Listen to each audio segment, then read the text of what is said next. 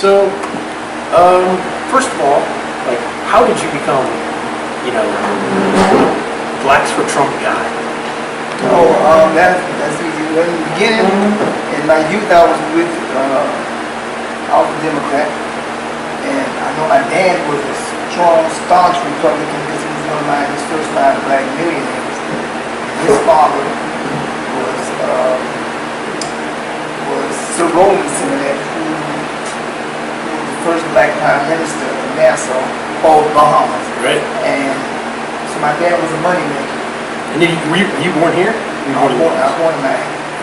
And so my father was a man. He was for Nixon. He used to brag on Nixon, and he loved Reagan. And I'm like, why would you be for that guy, man? He's against the black man. And he come to my club. I said, okay. So you can't argue with your dad. So my dad, he will hit you. So I was being influenced by that because he was a businessman and he was wealthy. And he said that Republicans can help you get wealthy without the Democrats taking everything from you. So I used to hear that was against it. And then I met Yahweh Ben Yahweh. And when I had just become a Muslim for a brief while, and I was very upset with all white people on earth at the time because I saw, slums. And I was like shocked because all my life, because of my dad, I was sheltered. All my best friends were all white. And it was like, I was shocked when I saw the projects. And I was pledging a fraternity and I saw black people living in the projects. I was in total shock. So I all of a sudden became a Muslim. And then one day, a man named Yahweh Ben Yahweh passed me a flyer. And his name was at the time Moses Israel. He gave me a flyer and said, the white man was the devil. What?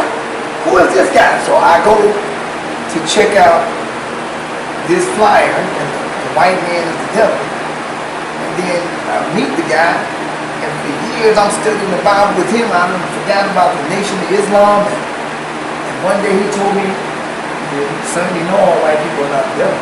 What? Man, these crackers got it. I was very upset, but y'all said, son, if you have a race war, son, you're going to have to kill me. What are you talking about? Son, I'm lighter than most white men, which was true. He's from Oklahoma, right? Yeah. And he had blue eyes. I'm like, he said, look at these little kids, those are my grandkids. That's my daughter, she's lighter than me, and her husband is a white man. He's a Mexican. And look at those kids here, they calling you uncle. You gonna kill them? Oh, wait a minute, but sir, he said, son, the Bible said every nation can return to say the last name of the still not to put it. Now he knew that by that time I had memorized the Bible. And I saw those scriptures, knew those scriptures. I guess I just didn't accept them because in my mind, we must get revenge for slavery. Now I said, son, that's not what the scripture says. It said, all nations will be saved. Acts 17:26 says that all nations are one blood. And Noah had 3 sons in Genesis 9:18-22, and from those 3 sons the whole earth was populated. So everybody on earth is Noah's son. So you can't just want to kill Noah's son and think you're free. Because God said that all his people are going to be able to go to heaven, just that some are going to have to repent. And those who don't want to repent, then, they can just go and go to hell. But he left me stunned, and from that day forward I had to go back to my old neighbor's house and asked him for forgiveness. I had called him the devil, serpent, Satan, and the dragon, and Miss O'Neill and Jimmy and all my friends. That were no longer my friends because I had cussed them all out after I heard them laugh at Martin Luther King and Roots. That's what really pissed me off. That movie, Roots. Oh my goodness. Every black man in my school was like, man, these crackers is the devil. Gotta get revenge. Oh my God. I was, man. So now I hated white people when I saw that. Well, you understand what I'm saying? So now I have to go back to the old neighborhood and ask them to forgive me, make friends with them.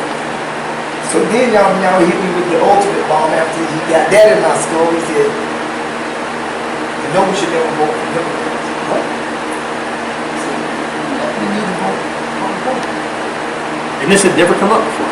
No. See, what he had to do is he took me line by line, precept upon precept, a little here, a little there.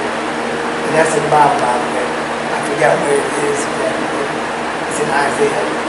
So I was like, what? I said, but sir, the Republicans are racist, he said. He said, son, Abraham Lincoln was a Republican. What? Now that I said, sir, I really hate to disagree with you. He said, go look it up. So the next day I come back, I'm flabbergasted because it was true. I saw Republicans there. I looked at Harriet Tubman, they were all Republicans. He said, even Martin Luther King was Republican. So I said, wow. He said, the Bible said the whole world has been deceived. So if you think the white man is the devil, you're off. Because if you think he's the devil, and God Yahweh said that the whole earth is deceived, that means the person you think is the devil is not the devil. I said, oh, wow. So I was sort of really shook up. Now he said, son, he wrote this book. Some of these brothers were there when he wrote a book called, what is it called? Poverty to Riches. And inside that book, he said, he wrote that we should have, he had a form that said, join the National Voter Registration Day. So he told all of the Yahweh brothers, he said, listen, we're going to split our vote. Be like the Jews and the Cubans and all other nations. Some of us vote Republicans, some vote Democrats. And he came to me one day and said, son, let me tell you what I'm doing now. I said, what are you doing? See, the Democrats are being every black vote. What I'm doing is destroying the enemy of God's people. The Democrats were the slave masters, and they were the murderers of our people. So therefore, when I tell them to split the vote, I'm destroying them. But I've been seeing you completely. They're going to finally figure me out one day, and they're going to come to kill me. So I want you to be ready for that. I said, okay. So then Yahweh did something that was devastating. He helped 3 men get in office. He helped Xavier Swartz, a Republican, and a Cuban. At that time, Cubans were despised among black people because we thought they were taking over from us and all this other stuff. And so they excoriated him. They talked about him, oh, he's a traitor, Same way they doing me right now. And they talked about him bad. I don't care about that, son. He said, Latin, black, and white, those are my blood brothers. Those are the ones that fought to free me in the Civil War. And that's who you're supposed to defend with your life. And the Bible said, blessed are you, Matthew 5:11. Blessed are you when men shall revile you and persecute you, say all manner of evil against you falsely, for so persecuted they the prophet that were before you until this day. He said, so son, you stand up for what's right. That's your blood brother. Remember that he had to go read a book called Flavius Josephus and some other books that talked about Shem and Japheth. I found out that Shem was the father, of course, of Abraham in Genesis chapter 10.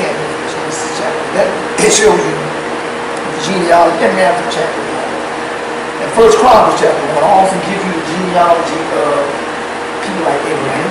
Abraham's forefather was Shem. And Shem was the firstborn son of Noah. And Genesis 15:13 said Abraham's children were carried away captive and treated evil for 400 years. And Deuteronomy 20:16 said they were carried away captive on ships to Egypt again. And he did the second time that happened. This time on ships because it's far away. He said, oh, you don't look at that ship. The black man. So we are Abraham's children, the Shemites. We are Shem. I said, yes, sir. So he said, now, look at Shem, the little brother was the younger brother was Japheth. I said, right. I said, and if you read Flavius Josephus, you can see that Shem would actually kill him. He even saying something negative about his little brother. He was very protective of him. Because his little brother loved him and followed him wherever his big brother went. And he always was honoring his big brother. His big brother was always trying to show off for his little brother.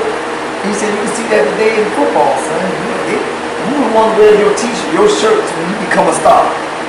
Little Japheth. Who's the one that wants your autograph? Japheth. Who's the one that buys your record? Japheth. He said, that's your blood brother. You understand?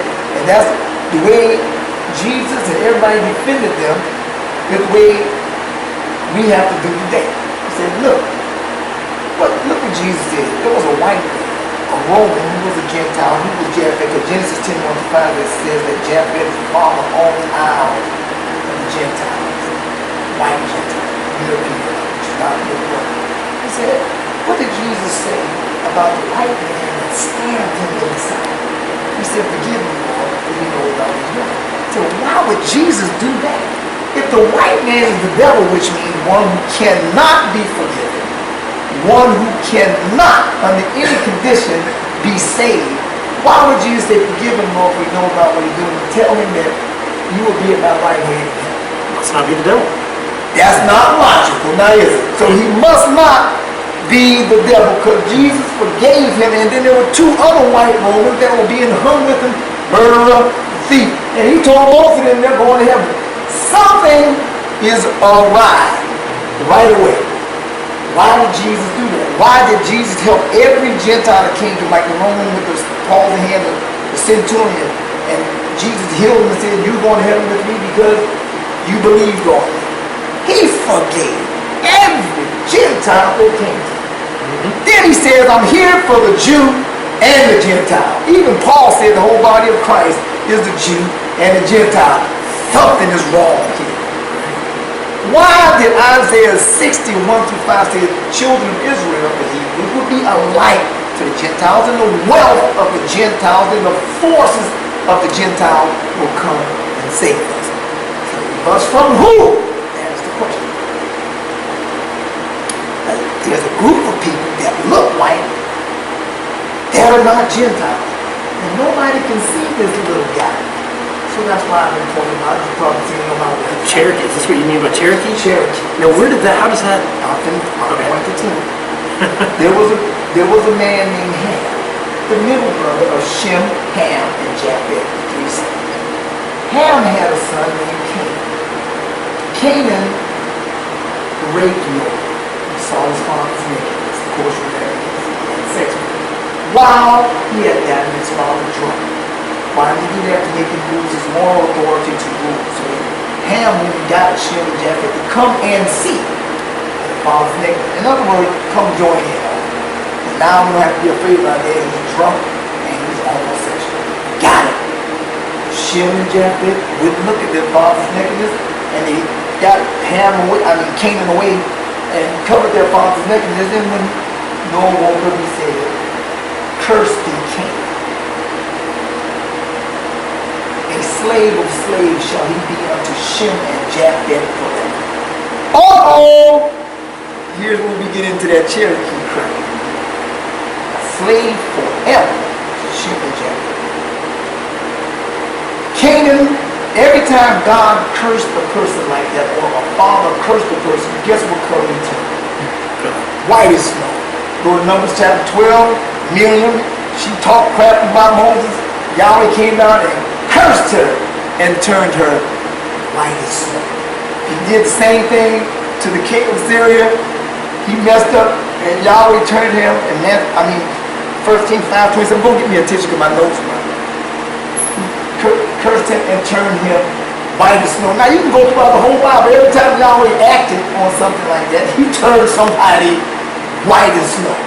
And Leviticus 13 says the white as snow is the curse of leprosy, which means they have no melanin in their skin. They are totally different from Gentiles. Gentiles are light, bright, damn near white, but they still have melanin.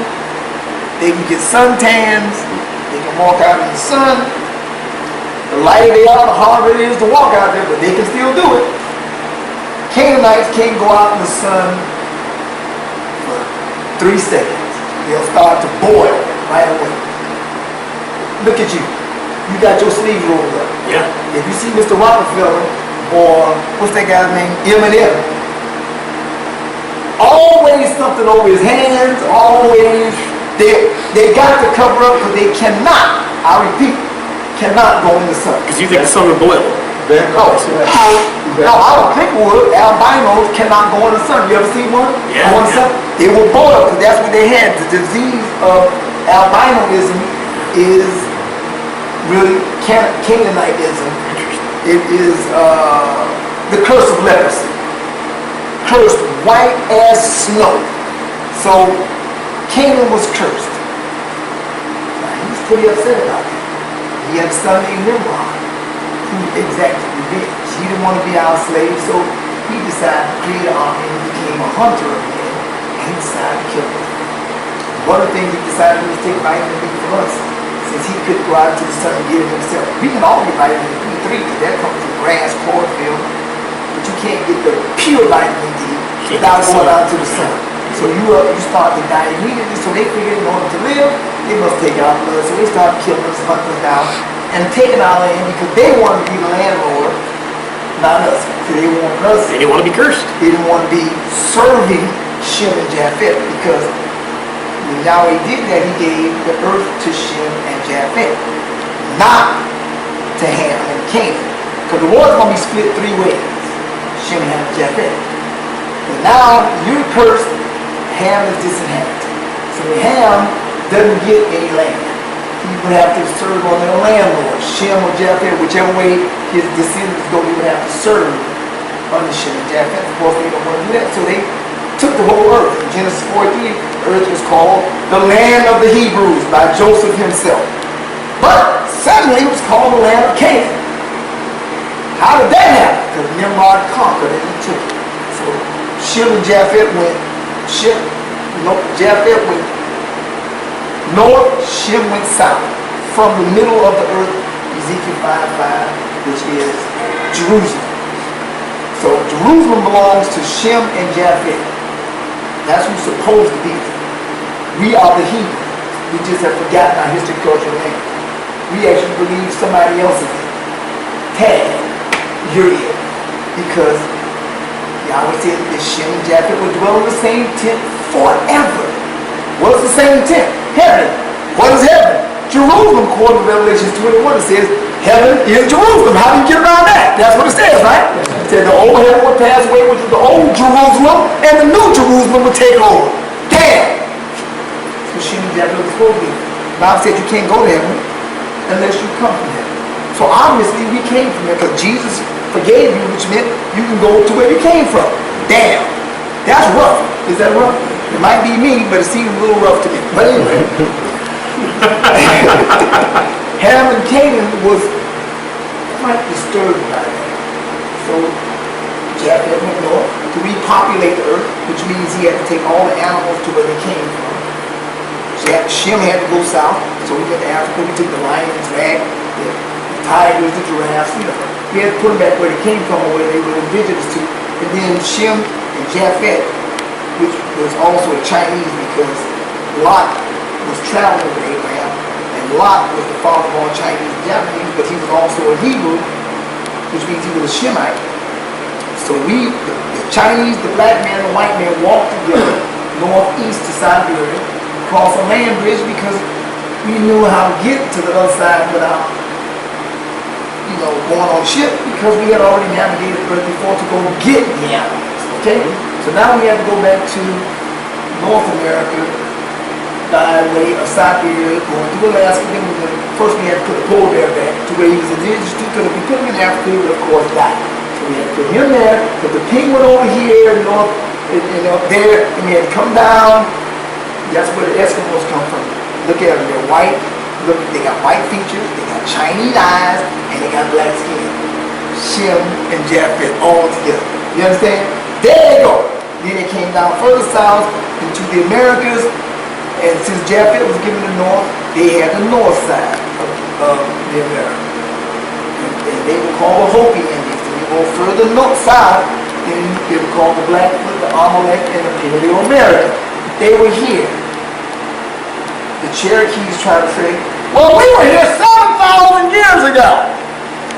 They also say, some of them say 16,000. Wow, that's amazing.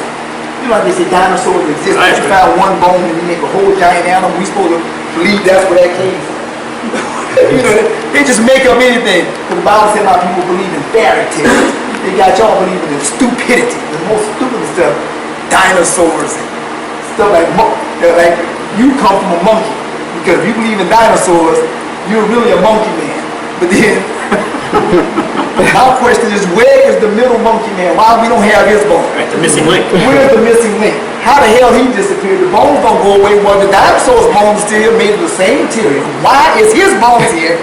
Where in the hell is this monkey man to the white Gentile? If the white Gentiles are the cavemen, where the hell is that goddamn big-eyed person with the meat on his forehead? Where is that guy? Have we found him yet? Nobody has found him. Because to get you to believe that is to make you beneath yourself. Because that makes you an animal. You understand? They try to say you are the cavemen. When in actuality, the Canaanites were cavemen. Why do I say that? Because they couldn't go out into the sun to build, so they had to find a rock and a cave to live in the daytime, because they couldn't go out in the daytime at all. So they couldn't build. Yes, they were cavemen. Acts Deuteronomy chapter 7. It says it right there. They lived in China, the mountain, the caves, and the rocks. Why? Because they couldn't go out in the damn sun. But they try to make you be that guy, so you will be beneath yourself and believe you some kind of caveman. I'll applaud them. Y'all clap for them.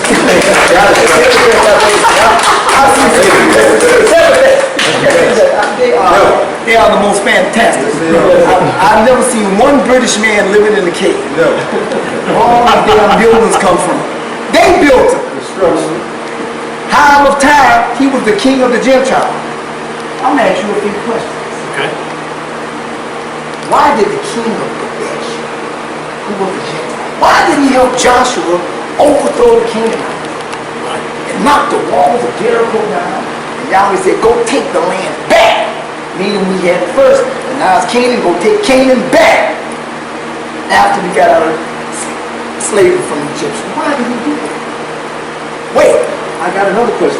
This is a series of questions that's going to lead into the insanity of why white people are so stupid. They're too stupid to be the devil. They're as stupid as the black man. We're all lost. We're destroyed for lack of knowledge. But this will catch you back up to them so you know the history. You have Shem. You have Japheth. Remember those two? Okay. Japheth is Gentile. King of Kadesh, Gentile. Right? Now, so why did he help Joshua? Why did Hiram of Tyre help King David overthrow the Canaanites? Why did he do that? Then why did he help Solomon? He brought half of the wealth of the Gentiles to Israel, to Jerusalem, to build the temple. And he was the contractor and the actual builder of the temple. And he brought good gold, old gold, and yellow gold, first Chronicles 6. He brought all this stuff to the temple to build it. He brought the wealth of the Gentiles. What king gives half of the wealth of their country to build in somebody else's country? Why in the hell did he do that? I'm going to tell you the answer to that, then we go forward, because it's still the question of why. Because Jerusalem was given to Shemaiah. He was only helping to build his capital city. Damn! Did we catch it? Because that's what makes sense. It's only logical because you can't make it make sense as to why a man would give half of his country's wealth to another man. Who does that? You know anybody that does that? You know anybody that does that? Nobody I know. Do you think anybody would do that on earth? It must have belonged to him too. Should it? I mean, that's the only thing that makes sense. He knew that it was his back then because we hadn't forgotten our history completely yet. And he helped overthrow the Canaanites. Why did he do that? Why did Cyrus stand outside the wall of Babylon? You know, he was the great-grandson. I might have missed a few greats. But he was the grandson of also Gabesh and Hiram of Tyre. Why did Cyrus, who was a Persian, and then you look at Persians, or go to Isaiah 13, it says the Persians are the Medes. And when you look at Medes in the Bible Interpretation Dictionary, it says the Medes are Madai. Madai is the fifth-born son of Gomer, who was the first-born son of Japheth, which means the Medes, huh? There's Japheth? That's Japheth. Why in the hell did Cyrus stand outside the walls of the walls of Babylon, which was as thick as from here across the street, across that canal there? knocking on the wall that everybody on earth said the Israelites built, and it was absolutely impervious, no way to get through it, too high to go over, no way. And the Babylonians in there laughing at Cyrus, because Cyrus knew if he can get to him, he can whoop him, but problem is you can't get to him. So they got us in slavery behind the wall. Why was Cyrus so desperate to get the children of Israel out of slavery?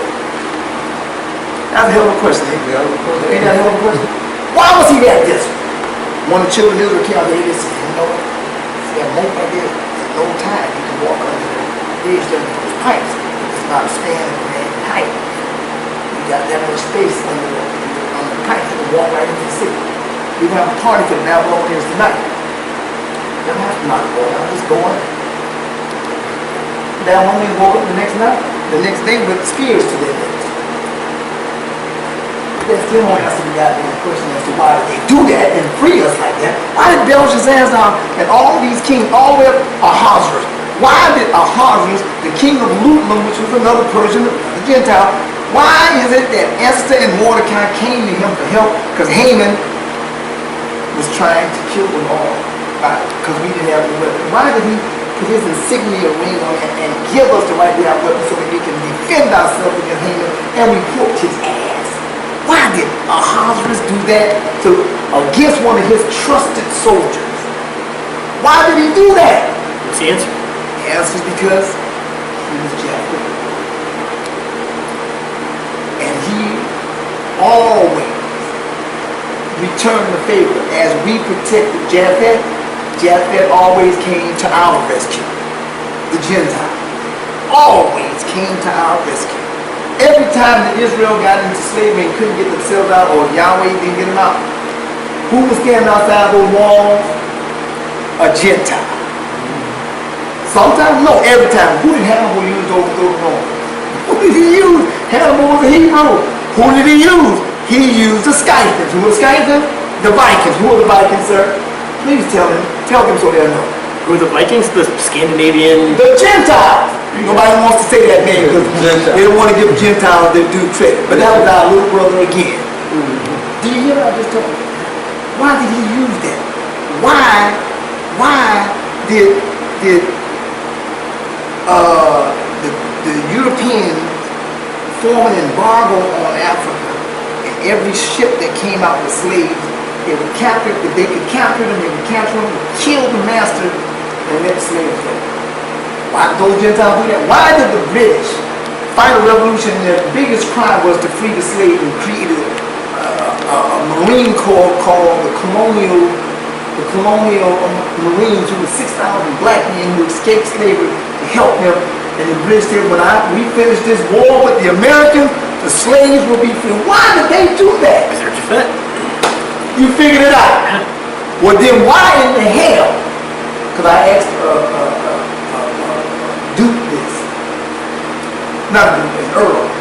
This in Europe one time I was at a party with Queen Latifah and all this stuff. I said, why is it that the European, British, Germans, and Spanish, and French, why is it that they believe in the Irish being enslaved? People were white. While they was trying to get the black man out of slavery. And he said, oh my God, do you know the answer? Now, that oh my God was a very serious thing. You know why? Because Canaanites and Gentiles exist. Both are whites. The Gentiles did not want to be mistaken for them. Because that meant if you're them, you deserve death. Because they were killing everybody everywhere. They were cannibals, acting crazy, calling witches and everything. See, what the story is, Canaanites, when they discovered that as Hyksos, that they would not be accepted by Abraham and could not, Abraham took 300 soldiers and killed them in Sodom and Gomorrah when they owned Sodom and Gomorrah in Genesis chapter 14. They got together and said, listen, we got to get with Abraham's sons that are disgruntled too. We got Isaac, he didn't get the blessing, he's mad, like we're mad. So let's go marry him, and Isaac had a son named Esau. He had the same skin condition as us Canaanites. He's white as snow too. So let's go marry that guy. Because he lives in the rocks inside the mountain in Malachi chapter 1. to show you that he was a caveman like us. So let's go join on to them. So in Genesis 36, the Edomites, the Esau's, married, and the Canaanites and Ishmaelites, which is the father of all Arabs and Palestinians, married to Ham and Canaan in Genesis chapter 36, and they became a group called Hyksos. And then when everybody discovered their cannibalism, they ran into Egypt, and they took over from the Mizraimites, who were the original Egyptians, and they became called the Egyptians, and they were the ones that had us enslaved. And then when we discovered they were doing blood sacrifices there, they ran again. Every time they ran, they changed their name. So they took over from Philistine, another African, and they became the Philistines. Then they had to run from there after Samson did a little spectacular move on that, and they had to run, and they called themselves the Babylonians. Same group of people that always captured Israel and put them in slavery, and here comes Gentiles to say it was from these same nuts, the disgruntled middle brother, who always trying to scare poor Japheth to death. Right. So here this guy, they go from Babylon, they have to run again after, Cyrus and all the boys whooped their ass. Sorry. And they had to run into Europe, and they became called the Slavs. And in Greece, they called themselves the Arcadians. And I said, why did the Greeks all of a sudden, you saw movie 300? Yeah. The second one, when they went in there and killed all of the Arcadians and left that one little girl alive, which was the daughter of the king of Canaan, or the Arcadians, which were Canaanites. If you look up Arcadian, it says Canaanite. Why? Nobody ever told you why the Greeks were doing that. Do you know why they did that? No, why? Because they discovered that they were blood sacrificing people, and they didn't want to be accused of it. And so they said, man, we got to kill these suckers because everybody going to think we like that. And you know what Shem is going to do. He's going to come kill us. So they started killing them.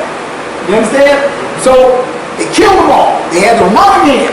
Now they run over to Ireland and Scotland, and they conquer the west side of Ireland. So you got Irishmen who got your height. Yeah. Those are regular Irishmen who are really Britannians who are, guess what? Japheth. Then you have these other short guys. Some of them people call them hobbits. You know Harry Feet. You know those guys.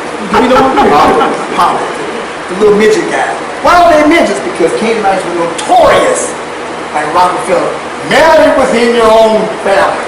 Why? Because he's trying to keep the money in himself. So when you do that, instead of your DNA or your what do you call it? Chromosomes?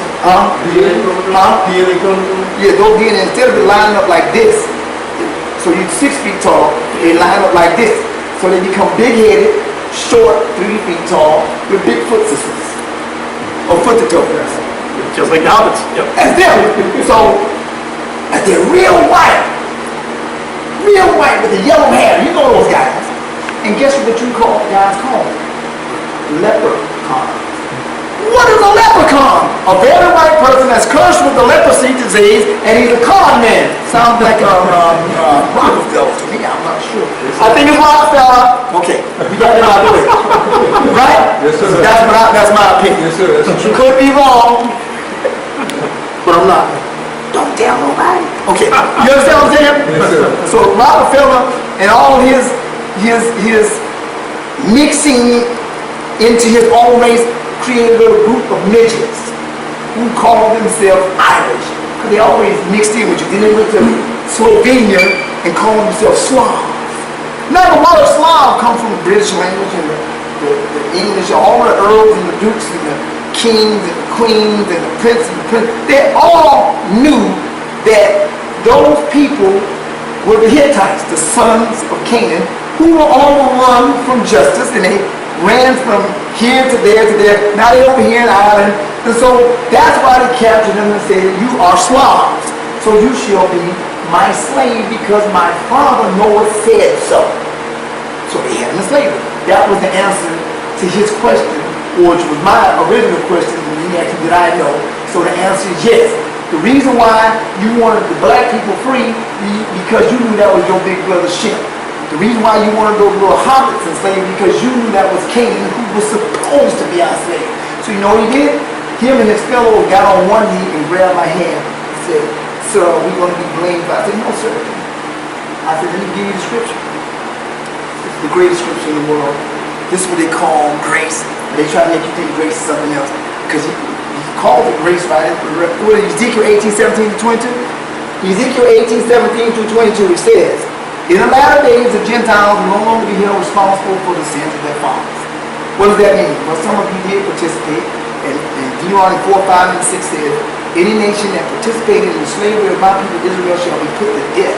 Their sons and their sons' sons into the third and fourth generation shall die, saith the Lord. Now that's a little scary. That's what Rockefeller you think. No, we're white together. No. I know it was us that had a mistake, but some of you guys help. They was wake up, they're not going to be particularly want to understand the difference between the and they're not just kill all white people. So you got to help me keep our foot on that. Of course that scares you to death because you said, look at that Michael Jordan. Look at how that kid is. Look at Mike Tyson. He knocks everybody out in 12 seconds. Man, you people that a bunch of 18-year-old upset Negroes that you want. You better help me. It's going to be some problems. Oh, it's going to be a big problem. That's serious. Right? You say, damn. They hate it, but they did. And they tried to free us on the sly again during the revolution, the Civil War.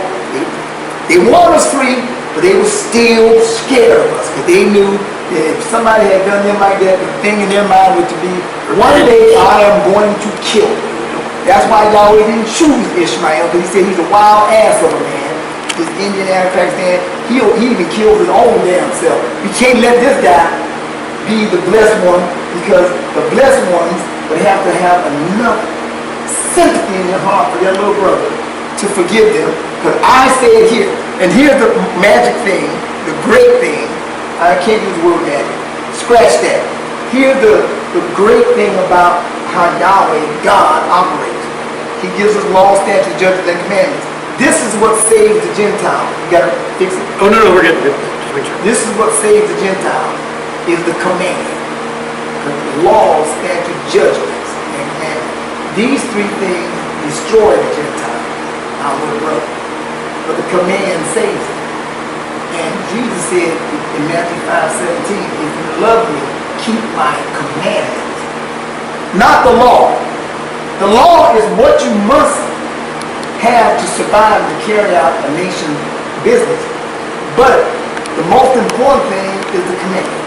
Now, why do I say that? A law is any rule that you break that causes physical punishment. A statute is any rule that you break that causes civil punishment.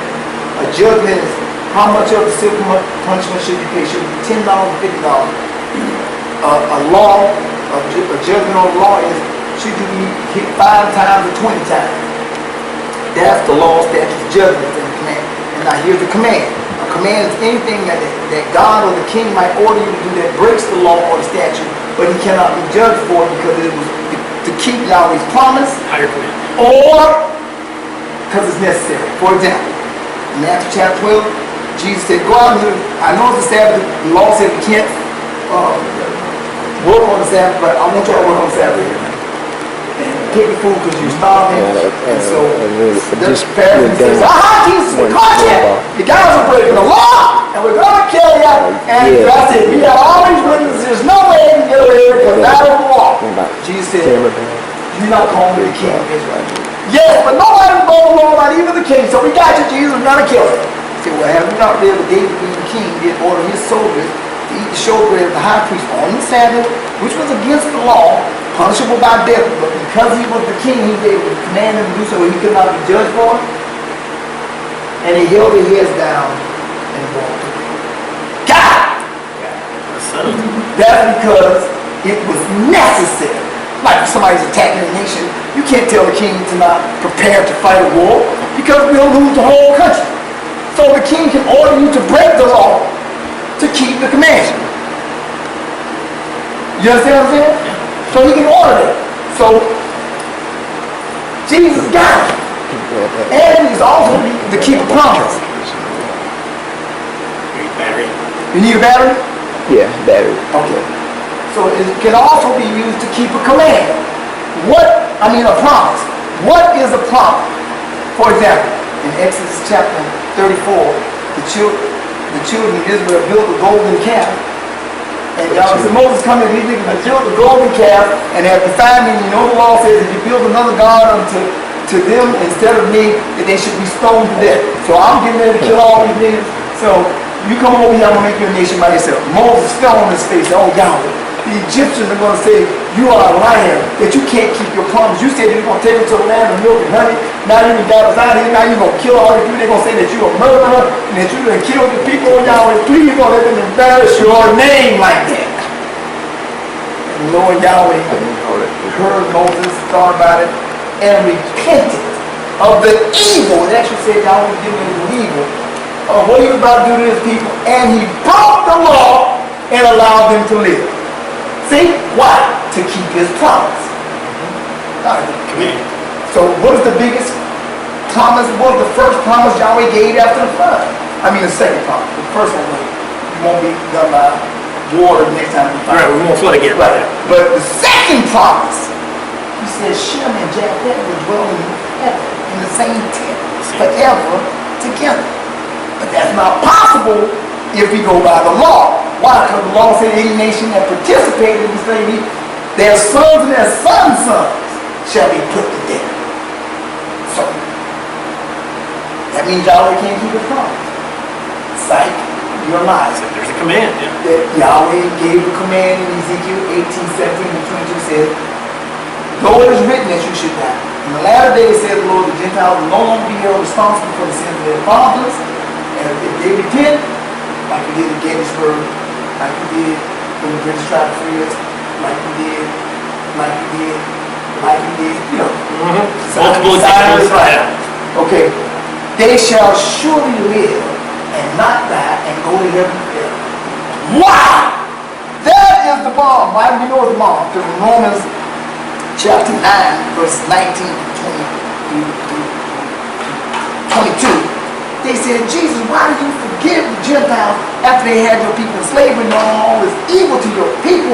How could you dare forgive them? And Jesus responded, because these are my people who have forgotten that they are my people, but will be my people forevermore. And how can the fox answer the problem? What doest thou? I did this because I'm keeping what? My first promise. First promise was Shem and Japheth will go to heaven forever. And this is what Yahweh showed me, which was what turned me totally around to the Gentiles. That's my blood brother, and if you touch him, I'm going to whoop your ass. And they know I feel like that because the Tea Party saw that when the Arabs came up there to beat them up, they said, Mike, you know what the heck is problem with you, my brother? It's these Tea Party people. I said, well, it's like this, bro. If you cross the street, me and these 20 brothers here, we're going to whoop your ass. And I'm going to come to your house and whoop your ass in front of your kids. Not cross the damn street. And the Tea Party started clapping and they left. Why? Because they knew I was desperately ready to defend them with my life because they fought to free me. Why in the hell would I not defend them? Now they didn't just fight to free us, right? They actually died. Yeah, well. So is this leads you to be a Republican? This is why I am with the Gentiles. See, what people don't understand is that the Canaanites were in Ireland, and then when they discovered all this, what was that guy's name that was Jack the Ripper, and they discovered witchcraft, they did a big witch hunt during the period it was called the Crusades. Boy, the Europeans were going crazy because they were embarrassed because they saw all this blood sacrifice. You know, King Louis really got upset with the Masons who were the Canaanites, and he tried to kill them all in one day. They ran up to Ireland and Scotland, where Ireland and Scotland protected them. I mean, you remember the movie Braveheart? That's what that was all about. Ireland and Scotland protecting these Canaanites. That's what it was really about. So now they have to run because Europeans, once they find you eating their kids, they're not really particular. They don't take that well to not let you live. They gonna keep. Not too forgiving. No. My son disappeared, and your mouth is red because It's all. the problem is you have to die. You know, ain't nothing good to do, but I got killed. Especially when Dracula, who had a wife who was killing all these young women, and they kept letting her get away with it because she was bathing in their blood. You heard the story.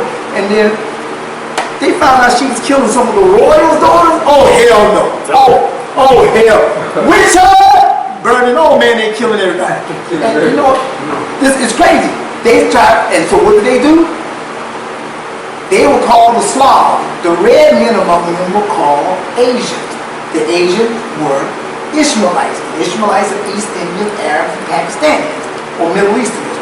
The Slavs were the Canaanites because they were supposed to be a slave. The word Slav means slave. They mixed with the Slovenians to hide themselves. The Slovenians are Gentiles, like Donald Trump's wife. She's a Slovenian. I see her stairs out in the sun all the time. That can't possibly be a Canaanite because there she is. Look how pretty she is. Canaanites don't look like that. They wrinkle up like, whoo, take about 20 days, they wrinkle like this. You know what I'm talking about. So, Slovenians are different from Slavs, and Gentiles are different from Slavs, and Ashkenazi Jews who are Gentile Jews, because Ashkenaz was the firstborn son of Gomer, who was the firstborn son of Japheth. Those are European Jews who date the Khazar Jews, which is the Canaanite Jews, and the Sephardic Jews, which is the Ishmaelite, East Indian, and Pakistani Jews, look down on the Ashkenazi Jews because they're supposed to be there, but they tell them, oh, you're an honorable Jew, you're not really a Jew. We're Jews by way of Abraham, but our father was Abraham. You're honored. So they consider themselves above you. They laugh at you. Y'all took me to Israel. All of the Ashkenazi Jews actually keep them all. They wear curly hair. They look like Hebrews. Then they go to Sabbath. They keep the law. They won't cross the street when the light is red. They're actually honorable. Then the Sephardic Jew got all of the prostitutes and they got strip clubs, everything. Right in Israel, because they are some wicked pigs from hell. You understand? I'm totally different from our little brother Japheth, who's actually honorable, and you might call him deplorable if you want to, but that's my little brother. You understand? Honorable.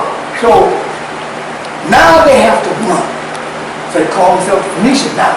So they run. They run over into America. The Slavs call themselves the Incas. Asians call themselves the Aztecs. You can study all this. I got it on my website. You can go all over Google, whatever. It's clear. They can't hide because it's wide open now. The Aztecs were East Indian, Arab, Pakistani, and they started hunting down these certain people that came over here, the Eskimo, the Hopi, the Blackfoot, the Amalek, the Paleo-Americans, which was a mixture of blacks and Chinese, and they went into Puerto Rico, Cuban, all that. They call themselves Tiano, which word in the word derived from Latino, Latiano, and then they walk over, the Latiano walk over into South America to put the animals back there, and they call themselves Mayans. And they went down to Mexico and South America. We were here first. So we don't own no damn Cherokee nothing. You understand?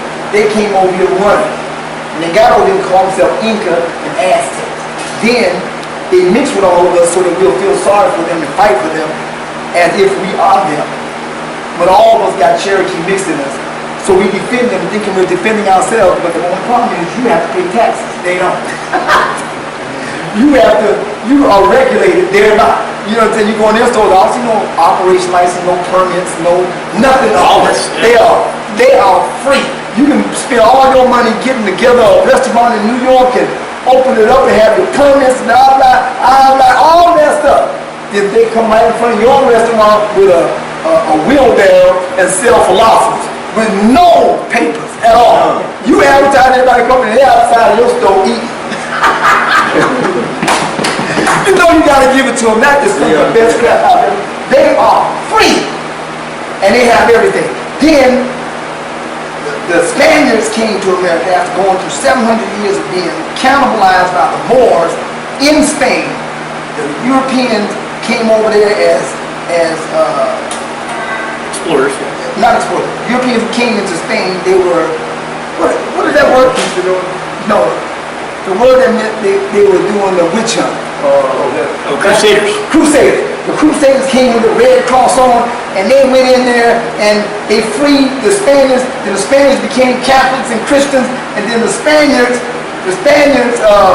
got free. Then they started traveling the world with a secret weapon that the Gentiles had from their big brother Shem, the Chinese, called gunpowder. So now, the Phoenicians went across there, think they got their weapons, got all their money over there, and they get over there into the Americans thinking they're free. Here come the Spaniards. Who do they run into? They showed you in the movie. that they actually ran into the Mayans first. What was that movie called? Apocalypse. And what did he tell me if you read the back of what he said? Hey man, these people are eating us over there. The Spaniards said, what? It's the same fool that was eating us over there in Spain. What the hell are they at? He pulled out them guns. Boy, the Aztecs are like, oh, it's not too many of them. Let's go get them. Yeah. Bah, bah, bah, bah, bah. The Aztecs said, what the hell is that? Why is your leg over there? Why you not down? Everybody was getting shot to pieces. They said, oh my God, what the hell is that? They ran. Where did they run to? Into North America. What do they call themselves? The Cherokee, Choctaw, Chickasaw, Creek, which really means Creek, and the Seminole. All other tribes just offshoots of that. But they're all together just the Cherokee. They are white and they're red. The white ones are who? Slavs, or should I say, Canaanites. Who are the red ones? Ishmael, East Indian and Pakistan. That's why East Indian and Pakistan come to America under the most favorable immigrant act. Then go to the Cherokee tribe because they have the same DNA. They become Cherokee. So now they don't have to pay the tax. What kind of crap? How are we supposed to pay? What you said, I'm lost. See what I'm saying? It's crazy. What you think? Crazy. That's crazy.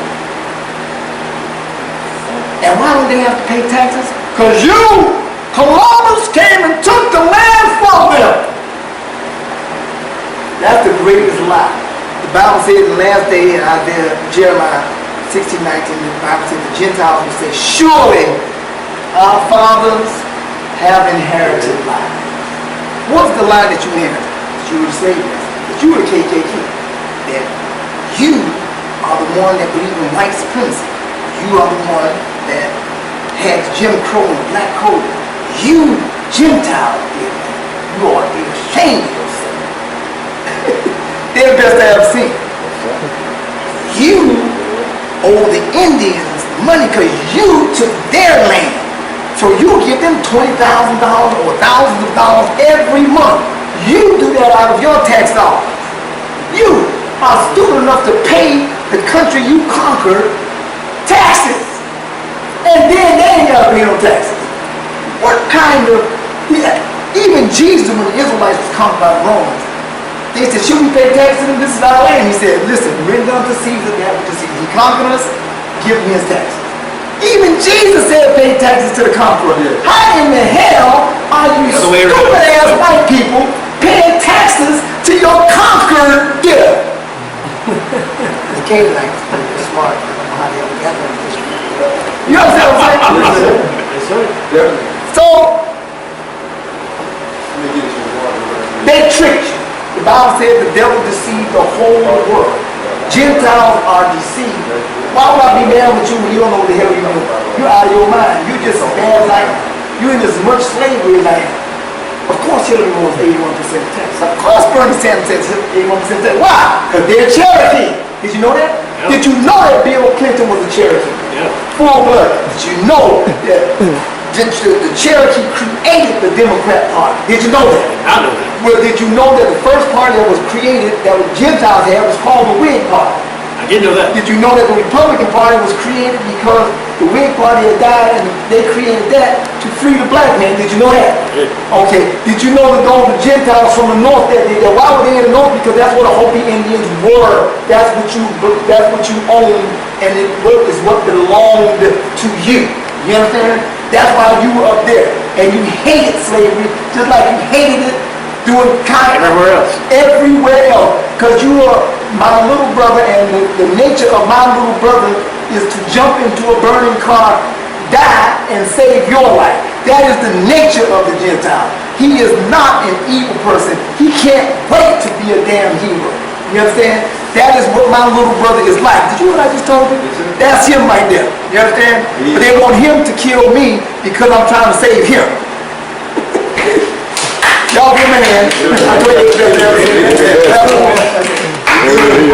They are the slickest. So now they're up here calling themselves Cherokee, and then they're the ones. Sir John Hawkins, did they tell you that Sir John Hawkins was hired by Queen Elizabeth, who was, by the way, Slav, because her daddy, King Henry VIII, was half Slav and half Britannian, and her mother was Queen Anne Boleyn, who was half Ishmaelite East Indian and half Slav.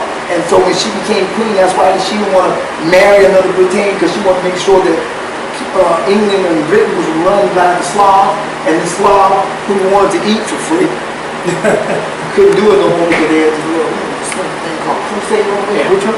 Because she hired Sir John Hawkins, who, by the way, was a full-blooded Cherokee, 75% Cherokee, 25% Creek Indian. This guy and all his Cherokee Indian guys who controlled the south of America, because they had what they called a reservation, and they was getting all this money, $20,000 a month. Back then, $20,000 a month was about, I appreciate it. $20,000 a month was about $1 million a month today. Oh, right? more than that. Well, probably. Yeah, you're right. So, of course they could afford slaves. They ain't got to pay taxes. They ain't got to pay the labor. And Sir John Hawkins was the one that was going to get slaves, and they were Canaanites. Now, if you want to prove that, you go watch a stupid ass movie like Tarzan. Did you see that movie? No. Did you see that? Yes, sir. The strangest thing, Tarzan was a prince of Britain. Right. And the queen and all of them trying to get him to go back to Africa to talk to the Africans and to the monkeys and all that stuff. He wouldn't go back with them. Samuel Jackson walked on and said, listen, they're trying to start slavery over there. I'm going to say, what time we leave? Just like that. That's how my little brother is. What? They trying to enslave my big brother? Hell no. Gotta go. And he went right over there. And the guy that was slave master, look at how white that cracker was. You remember that little short white boy? Can go out the sun. They were all Canaanites. And what did he always wear on top of his head? A big old hat. Why was he wearing that hat, sir? And those gloves. So get out of the sun. There he goes, the Canaanites. Okay? The British were desperate to make sure we did not go on slavery. Tarzan in that movie was all about him stopping slavery. Nobody could see that because they made it look like he was fighting with the real deal. Right. But what was the purpose of all of this? I gotta see this movie You now. must have. You have to see it because it's so wild and obvious. Once you can see the Canaanites, because he's so well hidden that you're so stupid, you think you're him. Okay, so you learn all this stuff, From Yahweh to Yahweh. right, 80s, right in the late 70s, 80s, going through there, and And then, the 90s. and then this, you said that when I was he, helping the Republicans since the 90s. and so when he goes Republican now, when he said, we're gonna split the vote, we're gonna go Republican. Yeah, but that was in the 80s. So that's when the government starts, that's when you believe that, Now that's not what I believe. Janet Reno was a Democrat. Longchild was a Democrat, the governor of Florida. He got scared because he saw Yahweh get Xavier Swears in it. Then he got Victor DeUry in it. Yahweh still beside him, even though he was excoriated. Then they saw him put Arthur Tilley in, first black Republican. Oh hell no, we got to stop this nigga. You understand? So, because he can now, they see he had a temple in West Palm Beach, Tallahassee, Jacksonville. He said, man, he got just as many followers there as he does in Miami. Man, he can do this all over the country. You got to stop this guy. That's why he got arrested. Well, I think it was one day after Bill became president. And now you know when he became president, Janet Reno was Attorney General, man. yeah. And she was in the courtroom all the time. Not every day, but she was there all Checking in on it. Yeah. She hired Richard Scruggs, who, by the way, is an Ishmaelite. Ain't that common, right? And they went after us big time. And their charges, none of those things happened. None of them, not even didn't happen. How? Because all the brothers was found innocent of the acts. And that's why Judge Rucker said, well, no acts took place. What in the hell is a conspiracy? But they found him guilty of blanket conspiracy.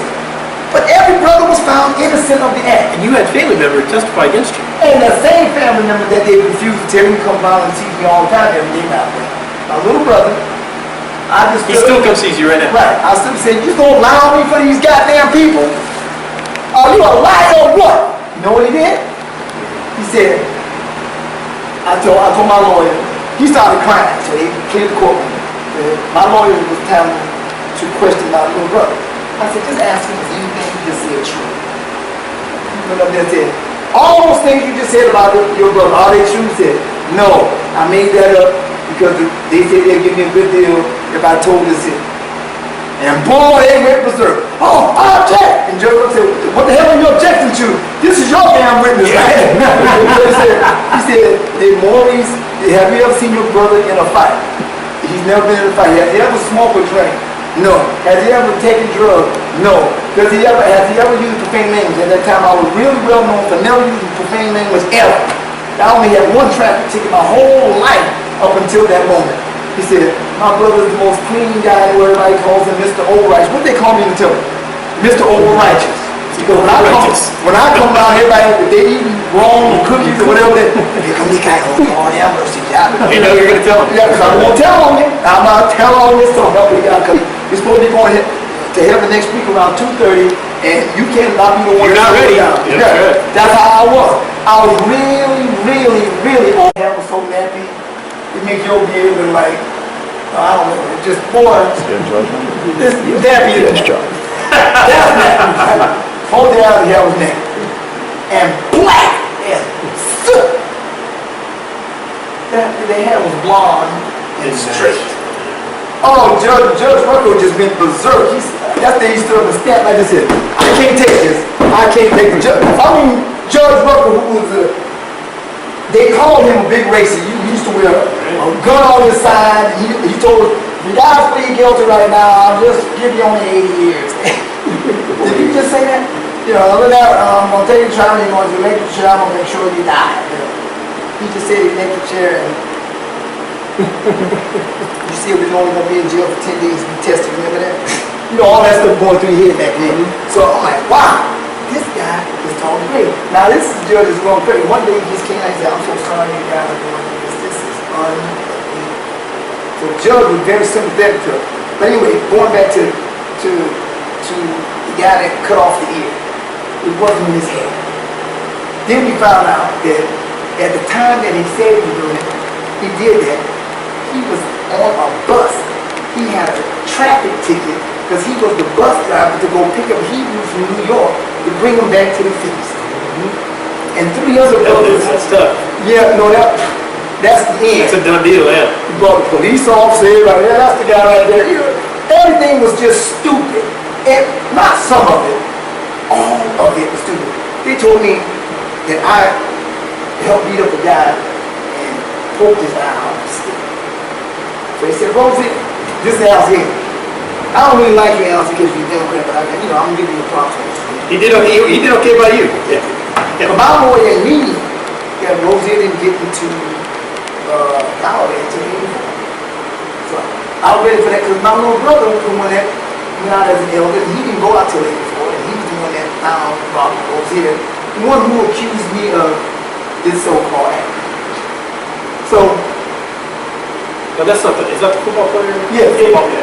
the main witness, Yep. main guy, he said, okay, Still probably in prison somewhere, right? well, I think he died. Oh, okay. I think he died in prison, something like that. But anyway, Robert Rozier, Al says, so Rozier, on September 17th, you said you saw Maurice, right here, yes, Maurice, Mikael, you saw him hit this guy in the eye with a stick. That's right. Well, how do you know it was September 17th, 1983? He gave all his reasons. Damn good reasons, you know. We're doomed because that reason was off the chain. He said, because it was the Day of Atonement, we supposed to sacrifice a goat. And so we used him as the goat. Now he's accusing us of cannibalism, right? That's the same thing. But anyway, he said, and he was the goat and we sacrificed him and it was September 17th. Every year, the Feast of Tabernacles, the Feast of, what do they call it? Feast Tabernacle, Feast of Weeks? No, the Day of Atonement. Day of Atonement. Day of Atonement is September 17th every year, right? So he said, that's why I knew it was that day, and it was September 17th, 1983. He said, so he's sure of that. So he kept on holding off, and we, all of us back saying, what else do we have? Because I was just trying to figure it out. So Al, as the president said, you know, that's funny. You said September 17th, 1983. He said, you know what's funny about that? I got these officers here that working jailhouse. What they call this kind of people? Not bailiffs. What do you call them? Prison guards. Oh, yeah, yeah. Correction officer. Correction. Yeah. I got these guys, and yeah, I think they had the guy they called, he was the assistant to the guy that runs the jail. What do you call him? The warden. Ward. Said, I got this guy here that's witness. The strangest thing, Mosey, the strangest thing is I have this piece of paper here that says, and these guys testified to this, that between January of 1983 and February of 1984, you were in jail in Jacksonville at the P Farm. Crowd was crazy. The judge gets him calmed down. The judge said, okay, all right, this is crazy. So, Roseanne said, can I see that? He said, the judge said, yeah, please give him that paper. Because by this time, Rooker had it up to here, right? Judge Rooker takes the paper over to him. Because really, what really pissed Judge Rooker off, they call him racist, but all of these white people was in there dressed in white. All of our Yahweh brothers who were white people. All of them, not all of them. Remember that, sir? All the white people. Just that this is a racist. What are all these white people doing here? You know, by that time we had already been taught that Gentile, our little brother, and we go be together. This is supposed to be a black power class. How is this? So now, Judge said, this don't look like no racist. What the hell is wrong with you guys? So now, I have my friend in George Lopez, you know, Gloria Estefan's first cousin who built Viscaya and all this great stuff.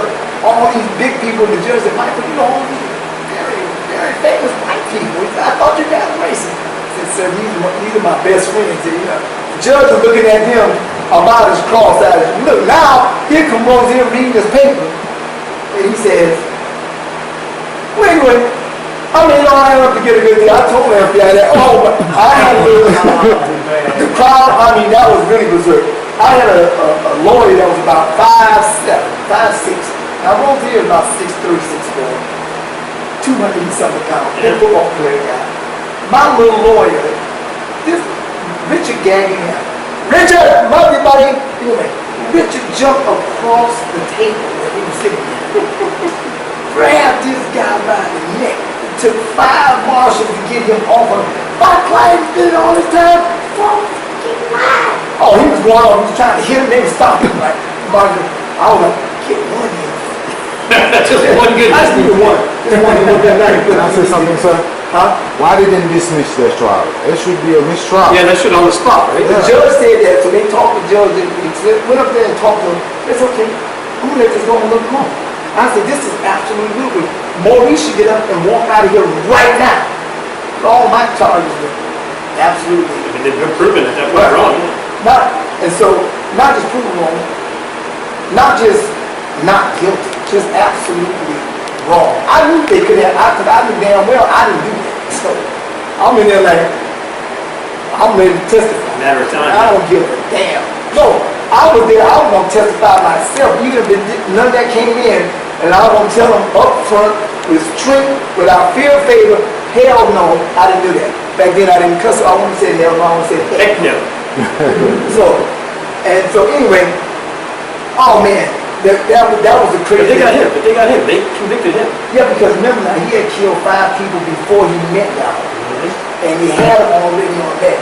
And they convicted Yahweh now too, right? They convicted him for a blanket conspiracy. Right. But none of the acts that they said we did, none of those acts will be any of us found guilty of. That's why the judge said you can go look up transcripts. I ain't seen. If they didn't do none of the acts, what in the hell was a conspiracy? That becomes a question. So they took Yahweh to a murder trial after, right? To try to get him on something, some act.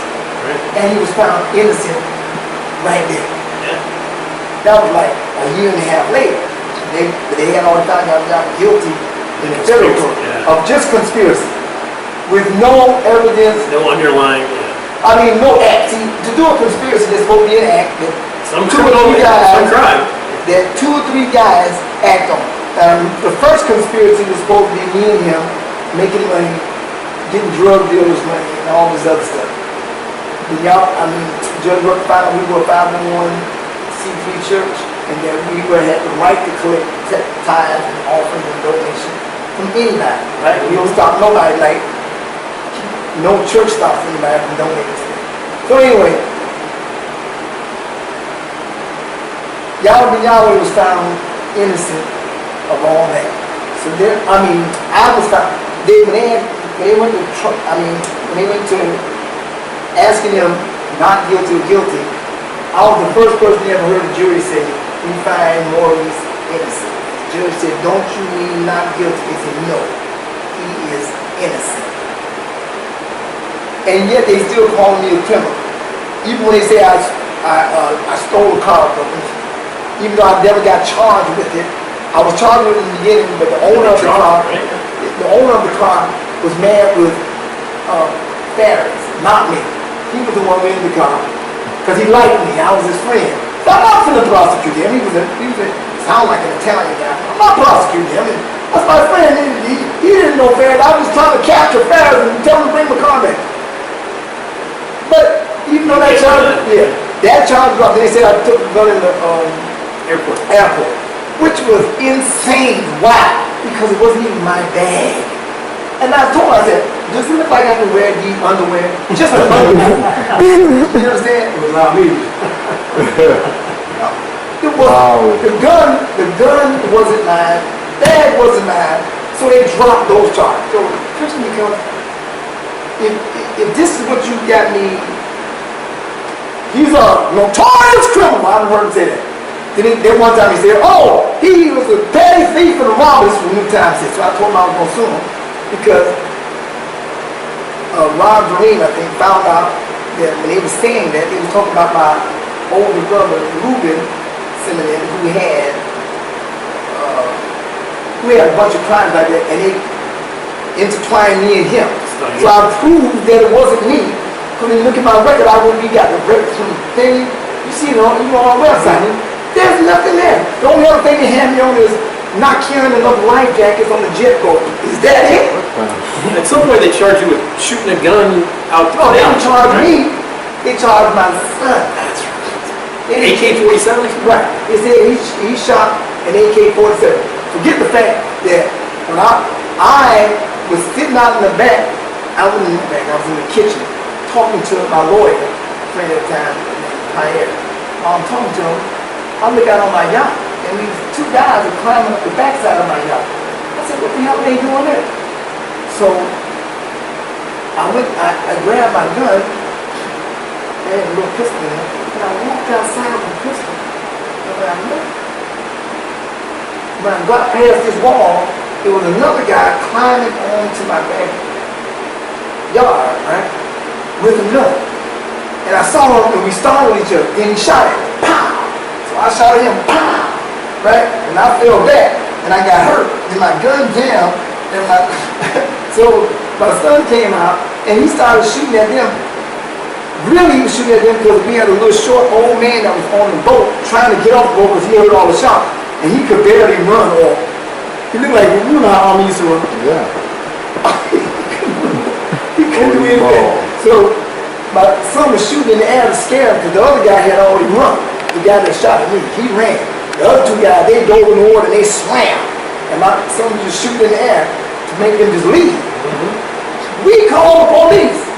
They were in our yard. The law was we have a right to shoot your ass. And they arrested him there.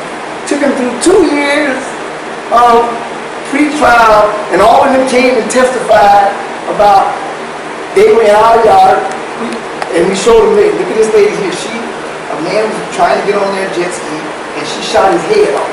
That's one.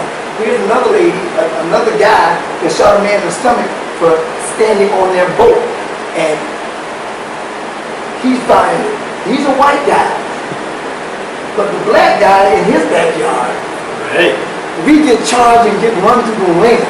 Now, I wasn't charged with that because they knew that I was going to take him from here, right? But they charged him to try to rattle my cage. Well, we want to give him just 4 months ago. No, we're not doing nothing. So they dropped all the charges because I don't break laws. Yeah. So if there's anything I miss, I apologize. Oh, But, the sound, New Year's Eve, right? oh, New Year's Eve. What happened with that? The New Year's Eve was a house that me and a guy went into partnership on owning that house. I went to what city was that? Hollywood. I went to Hollywood and I told him this. I told him this. Right? And I got some big politicians coming. It's going to be a classic party. Nothing like the old party that I heard that they threw over there. The hood rats. I hate it. So I said, this is a classic party. You know, we just won the election. Some a lot of Republicans want to be over there. And the officer, yeah, I know my boy. The guy, I think he was a lieutenant, said, yeah, yeah, we're going to make sure you're protected, and we're going to keep an officer right down the corner. I said, we might go to like 4 or 5 parties. We don't care if you go to 6. You can do anything in your house. No. Got him on camera saying this. Right? 2 or 3 o'clock come around, we at the party, having a good time. I had valet park, so there was no problem parking, none of that. Every house around us on the block is throwing parties, because it's New Year's Eve. Right? New Year's Eve. The nightclubs across the street was so loud we almost couldn't hear our band. I had a little band in the backyard playing jazz and R&B. And then we had some other stars there, and we were singing. Then we had a little DJ. But on the inside we had a DJ that couldn't even be heard on the outside, because that house was really well built. So the party is over. I'm telling you, I don't care, because we want to go have some other kind of fun. So everybody's leaving. As the people leaving, the police pulled up around about 2 o'clock. Party's totally over. Oh, everybody in the party, blah, blah. I said, sir, you're leaving, the party's over. You see, there's no music, nothing. We're done here, yeah. I said, you're camping until we throw the party all night. So, well, he's wrong. He don't know what the hell he's talking about. I said, wow. The guy don't know what he's talking about. The boss. He said, oh, you trying to be funny? I said, no, sir. I just, now that's thing. He said, well, you're not allowed to throw parties. You guys know you're not allowed to throw parties over here. You're not allowed to throw parties. Sounds like the black code to me. Of course, the black code said, okay, black man, you're free from slavery, but you're not allowed to carry weapons, you're not allowed to own property. Don't have too much fun. And you're not allowed to throw parties, functions, or assemblies. If you have a wedding or funeral that you must attend, a white man must be on guard to make sure that no 2 or 3 black men network together to start business to cause the white man to lose his sharecropping labor force. That was actually Jim Crow, yeah. rule. No, right? That was before Jim Crow. Oh, before slavery, That yeah. was after slavery, but it was called the Black Code. And y'all won, but these are the rules. collusion, And then, yeah. who saved us from that? The carpetbaggers. The radical Republicans came down and got a law passed called the Civil Rights. Damn, I thought they said they came up with that. See how they lie? Radical Republicans came up with the Civil Rights Bill in 1866 that overthrew that. They created the NRA to give us the right as black men to carry weapons, because the Ku Klux Klan was coming in because we couldn't carry weapons, shooting us and killing us, and then we shot back, they would leave, and the sheriff would come back and hang the black man for having a gun. So now the NRA makes it okay for us to defend ourselves. Who does that remind me of? Oh yeah, a Honduras who gave us the right to have weapons to go against him. Well, I'll be damned. Some historical content there. That's why the movie Warzone is about. Right, you understand? So they actually made it against the law for us to throw parties.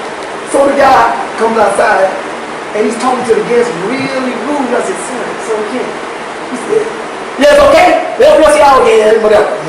Turns me around and puts me in a handcuff, puts me in a car, and black people's going crazy out there, and especially my white Republican brothers, because they're very defensive. I had some U.S. Marshals there, FBI agents, Okay, I said, don't worry about it. It's cool. Because I really was going to go ahead on and attack them, because this is insane, right? Why can't we throw a party? I mean, all this other music and stuff going on, it's not even our house making noise now. You can all hear our house is quiet. What's going on? So it takes me to the police station, And the other officer's like, man, you need to let him go, you know. I said, no, I'm not getting out of the car, so I need to go to jail.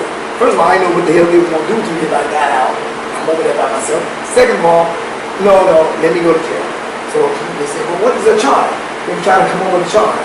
So they came up with a noise ordinance charge, which is not a charge. And it's not even a misdemeanor. Right, it's a civil thing. Yeah, and it's, I had a $20 bond. It said $20. It's crazy. So that's what that was about.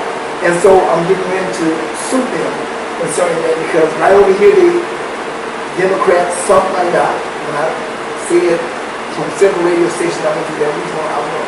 But I normally, you know, take the guys out to help the Republican win, you know, election. Like I helped President Bush, and then I helped his brother Jeb Bush, and I helped Alan West, I helped Marco Rubio, I helped Ms. Harding, I helped. When you help, what do you mean? How does the help? I would go out there and Support him. just stand there. Just being black is an amazing phenomenon, right? And then my band, this is Climbing Federal on the Race. He was out there where I would bring star-studded band out there, and I played for Marco Rubio, Alan West. I played for, I followed Rick Scott around. I got him on camera saying, yeah, you made sure I won in 2010. You know what I mean? We sang at the inauguration, at his inauguration. We sang at all their winning parties, and we helped every guy, Newt Gingrich, name some guys that was running for president.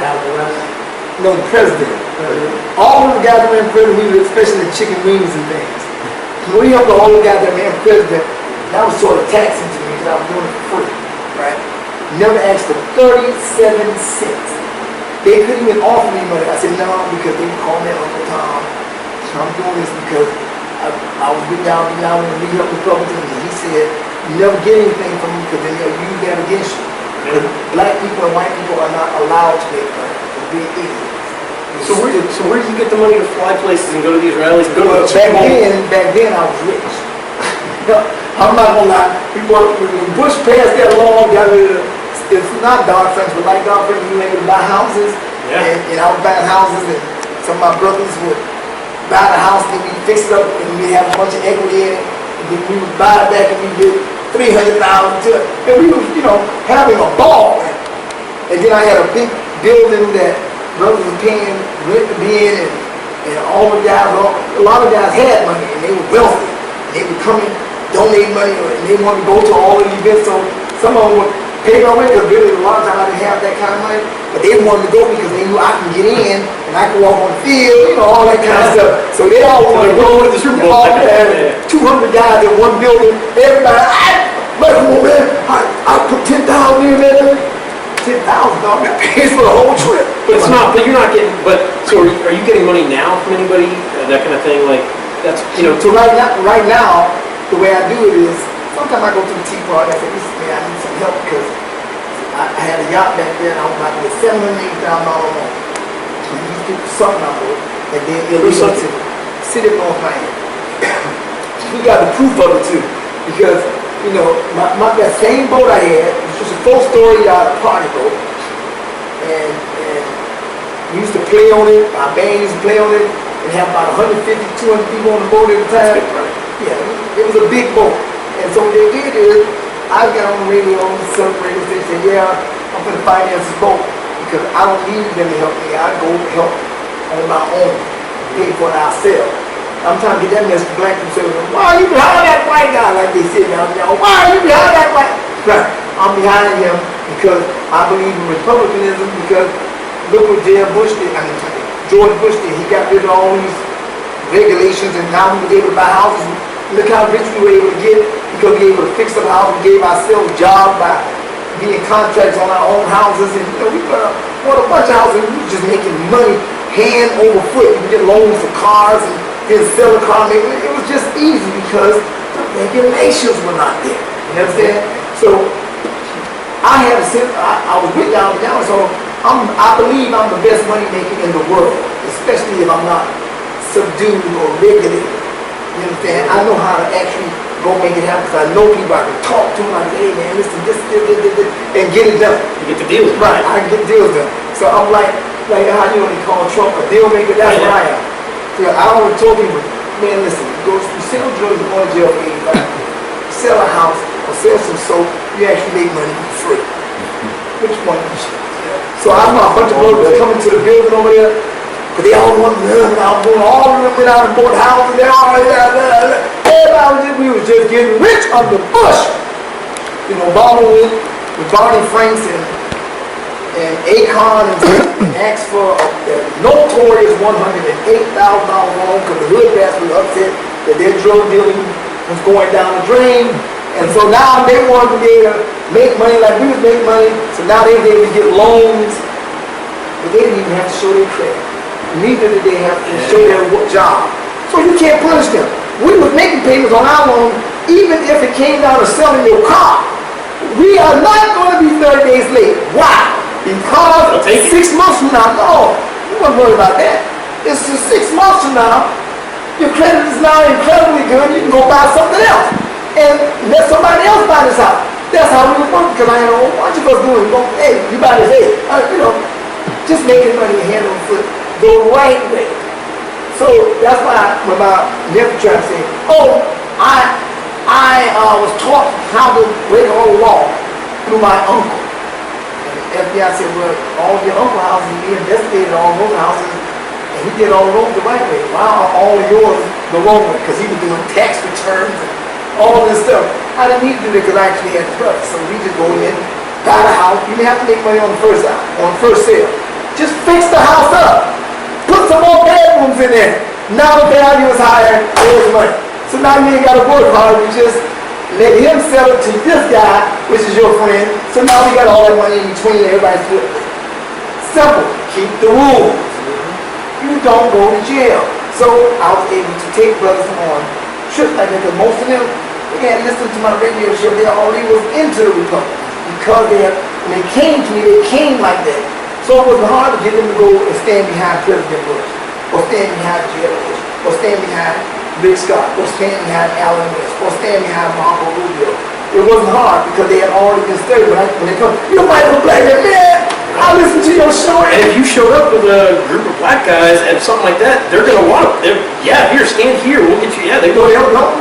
no. Let me tell you how white Republicans are. He's It's loyal crazy to thing him. I said.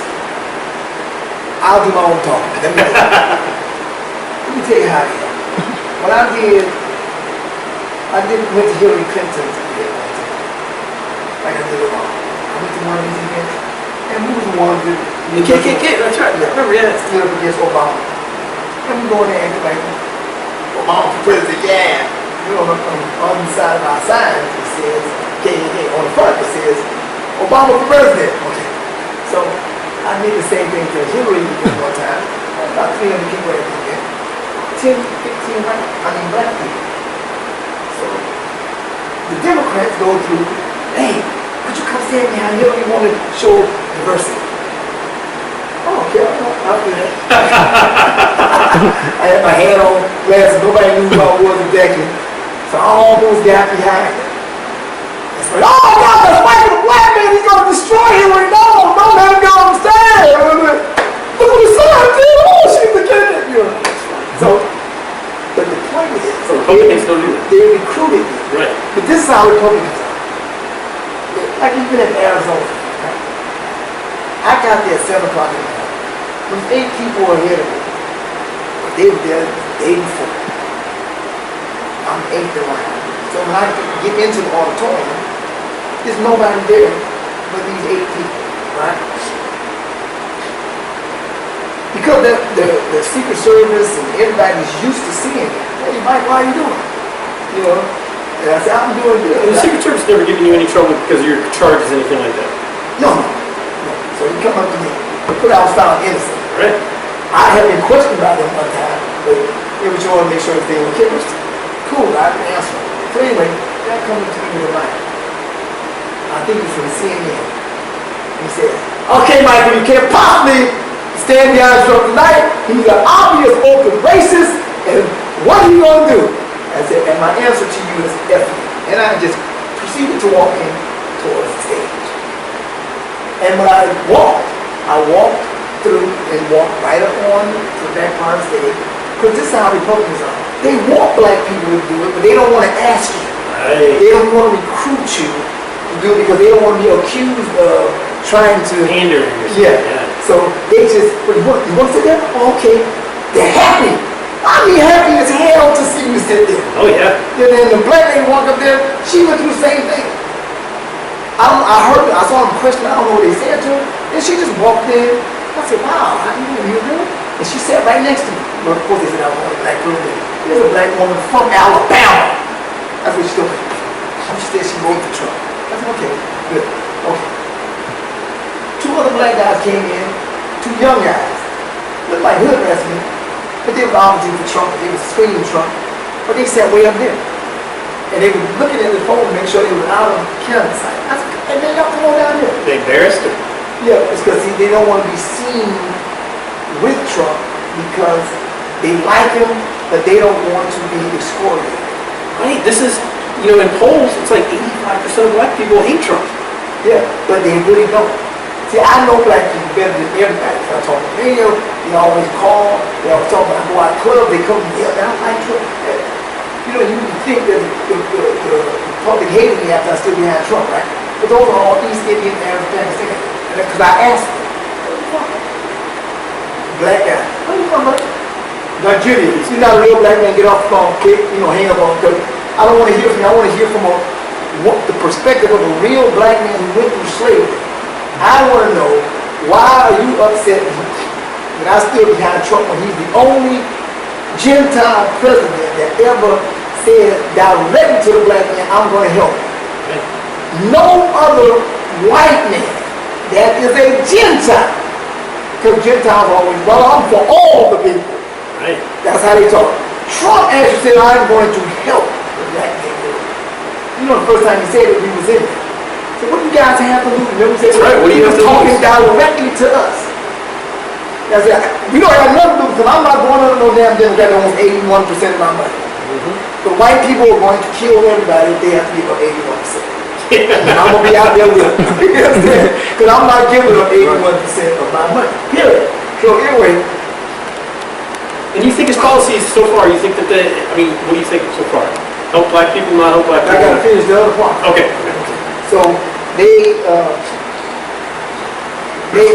so that's how they are. I counted 27 people that were black in that audience that night. And the cameras never showed.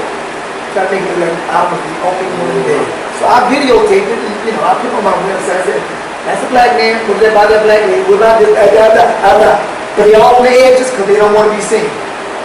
I went to several events where there's 200 black people in the audience, all on the edges. Me and my guys sit right behind them, right? The rest of the black people don't want to be seen with it. So white Republicans, they're so glad to see you that if you decide to sit here or anywhere, they don't say anything. You understand? Just happy you're there. Yeah, just happy up there. Just like, okay, you have to wonder how the Secret Service felt about me because they have been seeing me with Trump how many times? Hundreds of times. They saw me with Rick Scott. It ain't like everybody happened to see me with Bush. Jeb Bush. Come on. And they just trust you're not going to do. They know I'm not because they know what I'm there for. And they know what my philosophy is, but they hear me on the radio, hear me on the internet all the time. Because most of them listen. Some Secret Service, man, I listen to your show every day, man. You understand? Even a Secret Service agent told you that. Several of them. Man, boy, that. And then they tell me, man, that one, the last show you did, oh my God. You know what you said about John? What? That's how they talk to me. So they know who I am, what I'm thinking. So you can't run that game on me. They thought I was going to be afraid to sit. You guys said, you take that mic? I said, I'm sitting right here. Okay. Wow. One guy said, man, you have balls. You goddamn right I got him. Because if he is a racist, I'm an Uncle Tom. And tonight, that's going to be wiped out. Because I'm not an Uncle Tom. You understand? So let's go.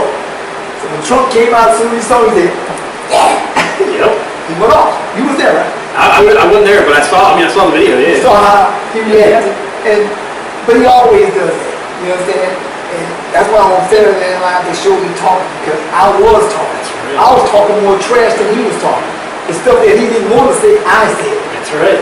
And the whole audience heard it. That's why you heard him busting out to laugh. He said, well, I'm not going to say who's Oh, the pussy. which one of the guys that I'm going against in this city here as being a Republican that's fighting against all my policies. I'm not going to say it. John McCain! It's John McCain! Get rid of John McCain! The audience is cracking up. Trump turned around. He's laughing. He turned around and said, I didn't say it. I didn't say it, he said it. He didn't even say it. He said it. Now, how many times have you seen it? How many times have you been there live? Oh man, I think we've been to, I think I did about 70 something events. Well, no, I can't say. Because some of the events were events like when he was having a debate, and I would just be there. Outside. Outside. Like the Super Bowl, Bill showed the Super Bowl outside. Yeah, he wasn't, I don't think he was I don't there. think it was. But I went to the Super Bowl, but I know he wasn't there, so, no. But no, those type of events. But all the events where, a lot of the events where he spoke, I would be there, like, LA, New York. Okay, so how do you get the money to go to these places? So the Tea Party helps you out a little bit. Some people help me. Some of the brothers I ask them, because my brothers got a little bit of money. Because right now, especially after they took my job, I'm not gonna lie, that broke. I have, you see, we don't even have air conditioning here yet, because I got to wait for insurance. Yeah, I've been, they evicted us out of a few of the houses I had. They've been on the wild attack. And this is Democrat judges, and they are going after me like a wild animal. You're nationally famous now. Yeah, so they have to destroy this image, this image of Hiram of Tyre, the builder of the temple, standing beside the representative of King Solomon. So now, what do you think of the policies? What do you think of Trump as a president? You think he's helping black people? How do you think? Because there's so many people who think he's not. If you got about 9 guys in the Republican Senate who are actually Mormons. Mormons are mostly Cherokee, because the Mormon was founded by Joseph Smith, who was a Cherokee, and in their book, it's called what's that book called? Book of Mormon. Book of Mormon, Latter-day Saint. They say that Cherokee are the chosen people of God, and that Jesus was Cherokee, and that America is New Jerusalem. So that means that you're indoctrinated into that. You're either Cherokee or you highly believe it. You understand? So I gotta say this. Asa Carter, President Carter's grandfather, was the founding father of the Ku Klux Klan. And he was also a full-blooded Cherokee. Did you know that? Did you know that Jefferson Davis, Robert E. Lee, Albert Pike, when he was basically to America, General Stanley, did you not know they were all Cherokee? Not know. Did you know that almost 70% of the Confederate Army were Cherokee? Not know. Did you know that most of the slave masters were Cherokee? But white Cherokee, they were the Canaanites, they were the Slavs, they were the Incas, they were all the Canaanites. Canaanites are all Canaanites. That's right. And that's why, if you go to 1973, where President Trump has his little debate with the Congress, they say to him, hey, why are you a racist, President Trump? You don't like the Indians having, the Cherokee Indians having the reservation. Trump said, no, I'm not the racist. You guys are the racist. He said, those guys don't look like Indians to me. He's talking about Chief Bill Baker and all the guys that see him who are whiter than me and you.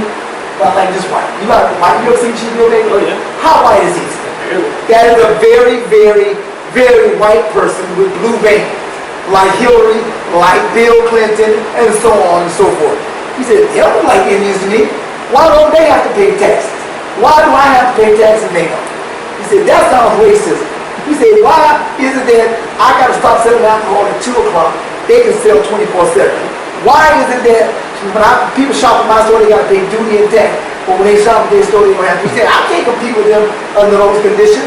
Why is it though? Why can't we just all have the same law? Well, give me a damn reservation. And then, as he was leaving, we heard me say, but I can't put that on my website right now. He said, one day I'll be president and I'm going to stop this SH.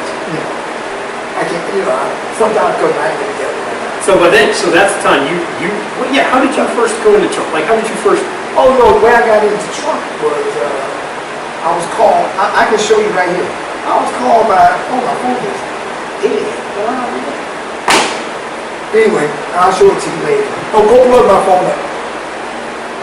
No, Joel, go upstairs and plug this phone up to my, you don't know who's that, you don't know that. To my power. Anyway, the guy that was in charge of the Trump campaign time was Erickson, Mr. Erickson. And he called me up. Lady and Joe will call me first. Because at that time we were stars. Because we had marched in front of the Tea Party, the 9/11 with the T-shirts, Tea Party and all this. So they wanted us in the front, of course. And Breitbart and all of them. Oh, he would love me. I'm gonna start a TV show with you, and me and you gonna do the show. Andrew Breitbart? Yeah. Oh, that's great. Yeah, me and Andrew Breitbart were really bosom buddy, because he used to call me all the time and ask me Bible questions. I'll give him the scripture. So Andrew Breitbart, they made sure he was in the front and we marched. And boy, now we're like the stars of the Tea Party, because then we still behind Glenn Beck when he did that big event in Washington, D.C. And it was more people trying to come see us than was trying to actually see the event. Because we had about, every 2 seconds was 200 people in front of us taking pictures. Right. Everybody wants a picture. We had Tea Party is not racist, oh my God, So, and we were standing 8 steps above him. We were standing on the step where Martin Luther King stood there. He said he couldn't stand on me because it was Martin Luther King. But I'm black too, so I'll stand there. So, anyway, so at that time we were starting, plus we were the band and all of if they said we was going to play somewhere, everybody's coming because we might have Supremes come out there, Tito Jr. So everybody wanted to see. So this guy wanted to launch Trump's thing, and he was talking to the Tea Party. Then when they got me to come, I go to most of the Tea Party meetings and stuff. If I'm coming out there, they don't all come because they always ask me to go to their event. And I always try to come. So if I'm going to your event, if I'm doing an event, you better show up to mine. Okay. So they all like Trump. Now I like Trump because a long time ago, me and y'all was walking down Broadway. Y'all stopped and we had a little chat with Trump. I think it was on the sidewalk. But I didn't listen to what he was talking about. Y'all came in and said, see something? That's the kind of white. That is the white man that we need as our president. And this is in the 80s or 90s. That had to be in the 80s. I think that was in the 80s. It could have been in the 90s because he was in jail all that time. So it was in the 80s. I said, that's the type of white man we need as president. I said, prime minister, because he's rich. He's like science. He's not found wanting. He's like high on the time. He's a contractor. He's a builder. And he's not found wanting. The man who's found wanting will deliver you up or give up anything because he wants something. So you liked him from very early on. So the second you learned he was going to run for president, was running yeah, for because president. Trump y'all had already hit me with that's the guy we want to run. So now when they called me up and asked me to sing at the event, they was thinking about doing it at that time. So but if you come on, Michael, everybody's gonna come because they know you're gonna bring all these stars out there. And you got the star-studded band with all these famous, the guy from the Barcades, the Stevie Wonder's blind cousin, the piano player.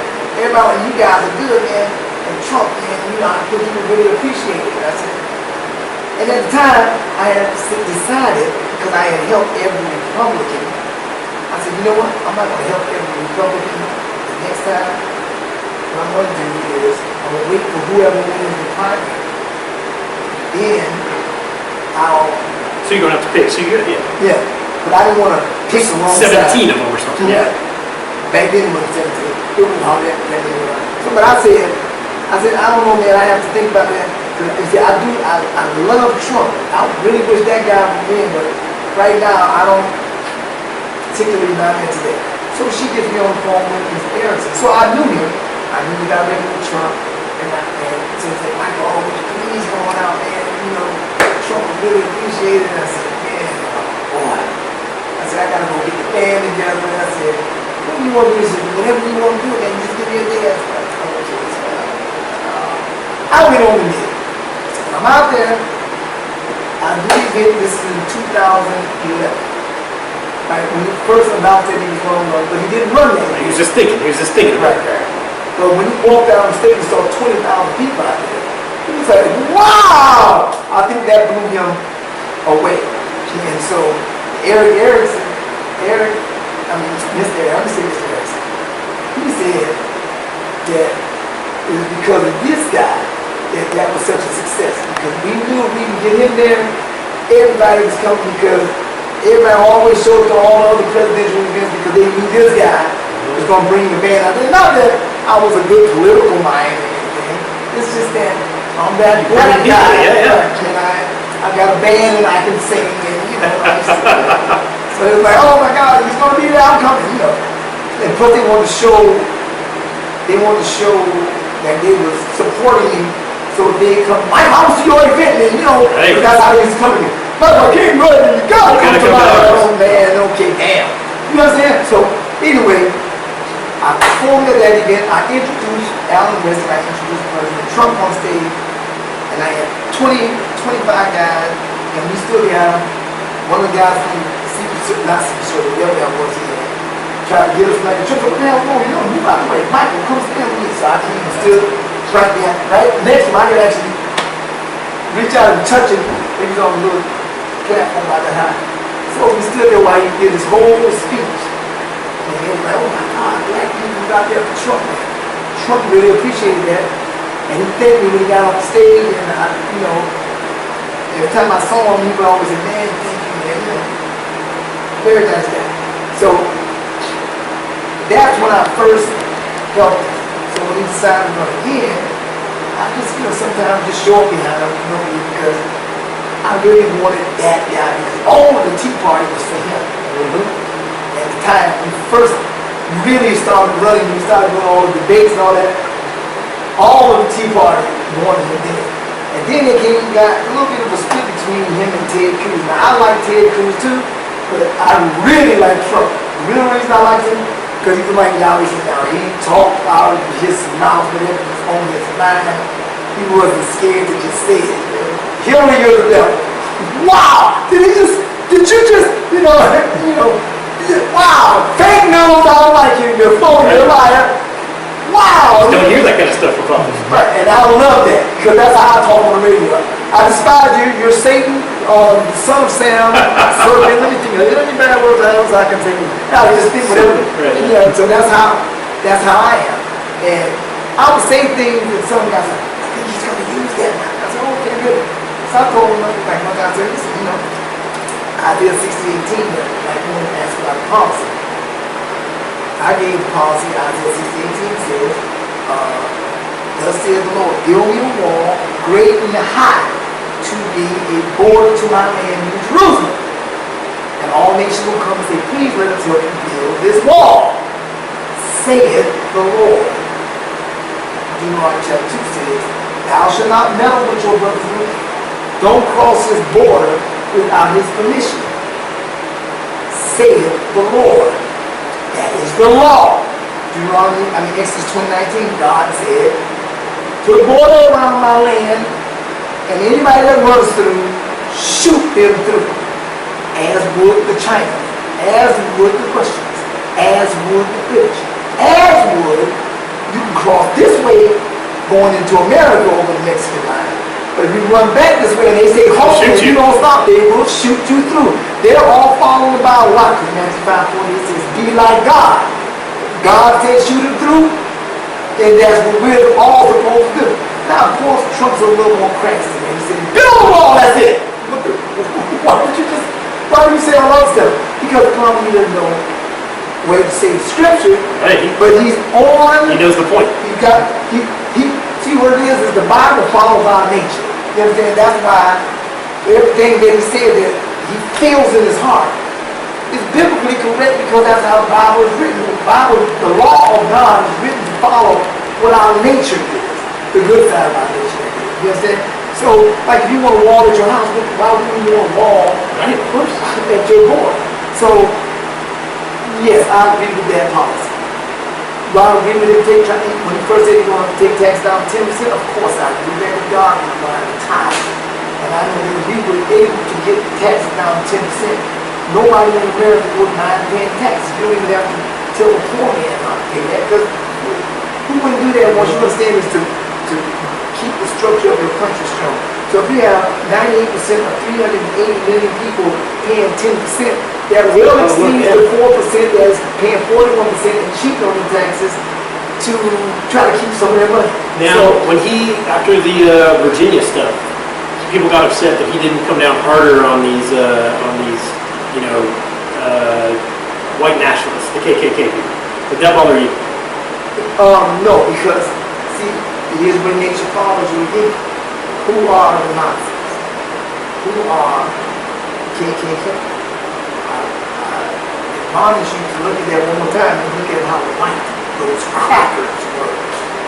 We're not Gentiles. I was at a few of those events and I'm looking at them. You're not us. Yeah, you're not us. You're Slavic. Yes, I do know. Don't worry about it. You know, I'm walking away. There's that Tea Party guys on this side and regular white people who out there to make a statement. They were not out there to fight. They didn't have helmets, nothing. But these nuts, they had helmets and everything. So they were out there particularly to fight. We have Antifa. Who was Antifa? Let me tell you who Antifa is. Antifa is a group of East Indian Pakistanis. My camera phone finally comes back here. If you bring the wire down, the green extension cord, and bring it down with the phone, then I can show it to you. Antifa is a group of East Indians who I discovered. I used to go while we were rallying against Trump. Like, we went in front of Trump's house and we ran them off. And then later that night they came out with thousands of these people chanting, "Down with Trump! Black Lives Matter! Black Lives Matter!" So, because I'm black, they don't know exactly who I am. I walk through the crowd and say, "Look, everybody out here, there's not one black man out here. These are all East Indians, Arabs, and Pakistanis. Look at this. Arabs, East Indians, and Pakistanis." Now, here's a black guy. "Excuse me, sir, where are you from?" "I'm from Nigeria." "This is not one of us. This is one of the ones that helped capture us and sell us as slaves. The rest of us East Indians, Arabs, and Pakistanis. Look at this." You know, and I'm going to the crowd. And I did that to several of their events, like Super Bowl. I went to their crowd and did the exact same thing. So, one of the leaders, I think the guy with long hair, he walked up to me one day. He said, "Man, you're a Antifa?" I said, "Yes. I won't be able to do that again." I said, "Do what?" "Well, you saw what you did." I said, "What are you talking about?" See, at Judge Session, I got him again. They thought I was with him. I was filming him again. East Indian, man, Pakistani, that's all it is. Not one black guy is out here with this crap, right? I said, "Yeah." Well, we even did to that event where they had, right after when all the ladies wearing the pink hats. Oh, yeah. We got them there too. They were mad as heck. Or then at quarters that he was wearing a Make America Great hat. Why everybody hate this? Oh, now we know this guy's crazy. I'm not with him. I met him on the bus stop. Anyway. So anyway, listen, I believe in the Make America Great hat, but not in front of a bunch of pink wearing ladies who are upset. Okay, all right. Anyway. It's crazy and it's real crazy. We're trying to hide from them. I'm trying to get into them and figure out what's going on. So I said, "Yeah, we see a few of your things." And so right now we wear black things on our head and stuff on our face so you can't point out that we're East Indian. I said, okay. You shouldn't have told me that because now I'm going to tell you like that. I don't need it, bruh. You understand? So that's why they're wearing the hat. So now when you see Antifa over here, look at Saddam Hussein. How does he salute? How does Hitler and the Nazis salute? Why are they doing the same thing? Because Canaan and Ishmael are in unity. They're trying to cause a race war because their time is short to rule because they're being revealed. So they're deliberately out there on purpose, acting like they're fighting when they're actually in unity. You understand? Yeah. They're the Inca and the Aztec, or should I say, the Cherokee who are Slavs and Asians. You understand? It's been about 2 hours, so I'll go. I want to ask. So in other words, I got to finish that. Okay. So in other words, when Trump made the statement that there were good people on this side, like some of the Black Lives Matter people, that wasn't out there to fight. They just wanted to make their statement, which everybody has their right. On this side, you had some people that was not there to fight. They just wanted to make their statement. So when Trump said there were good people on both sides, the people that was doing all the fighting, that's who he's going to do. That makes sense to me. But the Bible said the sons of perdition must be revealed and move out of the way for the two brethren to come back together in unity. 2 Thessalonians 2:1-11. Who are the two brethren, sir? Correct. Shem and Japheth, the Jew and the Gentile, the black man and the white man, or the two pillars, or the two eagles' wings, or the two, all throughout Same the thing. Bible, right? All throughout the Bible, those two was always talking about us two, because when Yahweh created man, He wanted to see if we can stay together in unity and not kill each other, so He would have to kill everybody off earth like He did in Genesis chapter 6. So He said He's going to try it this time. This time He's going to give us the law. So the two brethren are the one that got to hold everything together while Ham is trying to separate everything. So the bet is, they said, I will make them curse you to your face, Yahweh, in Job chapter 1. So Shem and Japheth, they want us to curse each other to our face so that they can then start a race war. So when a race war starts, what they want to do is come in and MS-13 wants 300,000 of them over here so they can match the amount of police that's on in any 12-hour shift in America, so they can help us fight against you, and then they're going to open up the rest of the world, let the Russians, the Chinese, and all of the other Arab nations that are against us into overthrow and kill the white man, and then they want to put me in slavery. Well, I'm not going to let that happen on my watch. You understand? My job is to make sure that Shem and Japheth is in unity. Why? Because us in unity will whoop your ass. Okay? So like this NFL thing, you want me to answer right now? Oh, yeah, sure. Yeah. NFL thing, they say, well, Michael, what should we do about those guys? Who's right? Is Trump right or all about black ball players right? I see if they're both right. Michael, you're confusing me. I don't care. I'm just going to tell you the truth. Here's the truth. Black football players have the right to protest any kind of way they want to, as long as they're not hurting people. That's what your Constitution says, right? Right.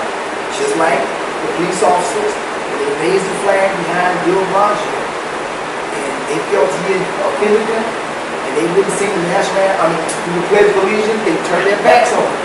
That's their right. That's their right, but you didn't get upset about that. That's right. So that's not fair. So that's their right. But it's also the right of owners to fire.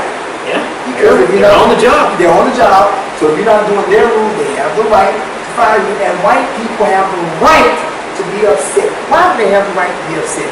Because white Gentiles, like Sean Hanks said, a white man would never, ever, under any condition, just shoot a black man holding his hands up saying, hands up, don't shoot. No white man would do that. And he's absolutely right. No white Gentile would do that. Because he would jump into a burning car to save your life. Who was that white man that shot that kid? That's question 806 times 4 to the second power times 3. Okay. Okay. So I'm going to tell you that person. But before I tell you, what about the black people? Why would they not stand up? Why do they go on their knee? They're going on their knee because they feel wrong. White people feel wrong because they know that they fought for freedom. And they want to be in unity with you, and it hurts them. If you want to hurt President Trump, you call him racist. He even got rid of Steve Bannon. Yeah. I love Steve Bannon. That is not good. Oh, they banned you, stay with Trump now. Okay, anyway. But you hurt Trump, only way to hurt him is to call him a racist. Everything is discombobulated. Like this Frederica Wilson, Wilson is the third most prominent name in Cherokee Nation. She's a Cherokee. You can look at why she with feathers in her hair. That's the next one. Anyway. Why do they have the right to black people? Because it appears as though white people are shooting black people down in the street. And nothing is being done about it. Zechariah 11:5. These brothers listen to my radio station. They never said the enemy would kill us and hold themselves not guilty. I mean, Rodney King got beat up on camera. Oh, it looks like he was moving. What? Nobody wants to hear that. That's wrong. Both sides are wrong and both sides are right. Now, but the only way to win any war is to do what? Know your enemy. They got us fighting a race war in the NFL. And it shouldn't be like that. Because the person who's causing that is the actual problem that they step back and watch us whoop each other's ass. You understand? Who was Darren Wilson? Did I just tell you that that's the person who's causing Yeah. Well, I'll be there. But you know that Darren Wilson is the full of charity? None of it. Did you know that his name is a charity name? None of it. Did you see how white that cracker was? They look white. Does he have, what is the hallmark of an albino? Cockeye. Look at Darren Wilson one more time. Will you please? Just look at it. One eye's here and the other one's going straight. It's cockeyed like him. And who did he kill that kid for? An East Indian in a gas station. The two that are in pure unity who married each other in Genesis chapter 36. Damn it, man. That's interesting. Who caused that black man to be choked to death? The East Indian sergeant, black woman, but she was East Indian, and an East Indian, or I'm sorry, an Arab store who didn't want nobody to compete with him selling cigarettes outside the store. Damn! Wait a minute! A black guy was shot in the car in West Palm Beach, just sitting on the street because his car was broke down. On camera, a guy walks up behind him, says he's a detective, and shoots the guy in the head. What the hell did he do that? He didn't know his own camera caught him, but that's cool. What was his name? Black people out there, white people are shooting them down! Yeah, that surely does look like that's what it is. What was his name again? Remember, when we studied the etymology of names, names that in the Bible, or East Indian. I know that. Like Sicilians, they are not Italians. They are really not named Egyptians. All of them named in the Bible. And they're the only ones that own everything that's Italian all over the world. For example, Giovanni, Prada, Vinci, Versace. They're all in the Bible. The real Italians, the white ones, their name in what? Consonant. Caesar, Pilate, Alexander, Columbus. Come on! Help me, please! Can somebody help me? And you're fascinating. No, that is fascinating. But that, I showed that to Kellyanne. I said, this whole Fifth Avenue is the richest street in the world. Only 3 buildings are owned by white, real white Gentiles. Mr. Winston, Tommy Hilfiger, and Trump Tower. Prada, Versace, Giovanni. Hey. Everything is East Indian. You understand? And so the man that shot that kid, his name was Rothschild. And when you look at him, he looks like a hook-nosed East Indian. But they said white people are killing him. Then another guy shot another kid, his name was Jonathan Lear. Guys, That's hard to explain. Oh, I saw that one, yeah, with the guy next to him. His name was Jonathan Lear. Jonathan Lear is an East Indian. One Arab that came, an East Indian, that came over here and helped take my yacht. I know him. I even asked him, why are you East Indians doing this? He said, well, I don't care what you talk about. East Indian! Okay, East Indian. Stalag, I forgot to say his name. He was from Turkey. He was Slavic. I looked him up. He's a pure Canaanite. Police officer shot him down in North Carolina in the back 8 times, running away from him. He was not a Gentile. He was a Canaanite. Gentiles look forward to life. They love life. You jump into the burning car. The Canaanites, to them you are a meal. They need your blood. Right here, there's 200. No life, yeah. There's 250 billion. There was 2.5 billion people in America about in the 70s. Now there's 7.5 billion people on Earth. Question 603. Why are there no new grave mounds? See, you gotta answer questions like that. How can 5 billion more people be on Earth but no new grave mounds? Everything's the same. Why is it that they bury these people and all of a sudden you see the grave, people come back, they bring the grave back up, and you always see these what do you call it, not caskets, but Mausoleums. No, not mausoleum. One of those things they put on top of vaults. They put the vaults down in the grave, and then they put the casket into the vault, 2 inches thick. They embalm you, take all your blood out of you. And I asked one of them, I said, what do you do with blood? Have you said it to you? What? You understand? Hey, McDonald's said they're eating human meat. Hey, this is not me. This is them. They admit this stuff, and they laugh at Gentiles. Yeah, we're killing 300,000 Gentiles every year. What? And I miss. But you get my point. You've heard all this before. Well, what's going on? Well, when they kill us, it's not natural to die. So we're in God, Yahweh's image. Yahweh is your father and my father. We are the Hebrews. This land is the land of the Hebrews. So when they say Columbus was, we should take this and name it Indigenous Day, not Columbus Day. You know why they say that? Because Columbus said that us Gentiles, this land is your land, this land is my land, this land is named for the king, not them. And he made a statement one time that Africans are beneath. Okay, he did say that. As did Cyrus. They called Cyrus boisterous, bombastic, racist. That's what they called Cyrus, sir. And they said he was a warmonger. You might as well stay outside of the wall for a year just to get your ass. He's into that fight, isn't he? Okay. So, why did Cyrus say that? Why did Caesar say it? Hey! What about Alexander the Great? Why did he say that, sir? Do you know why, sir? Why?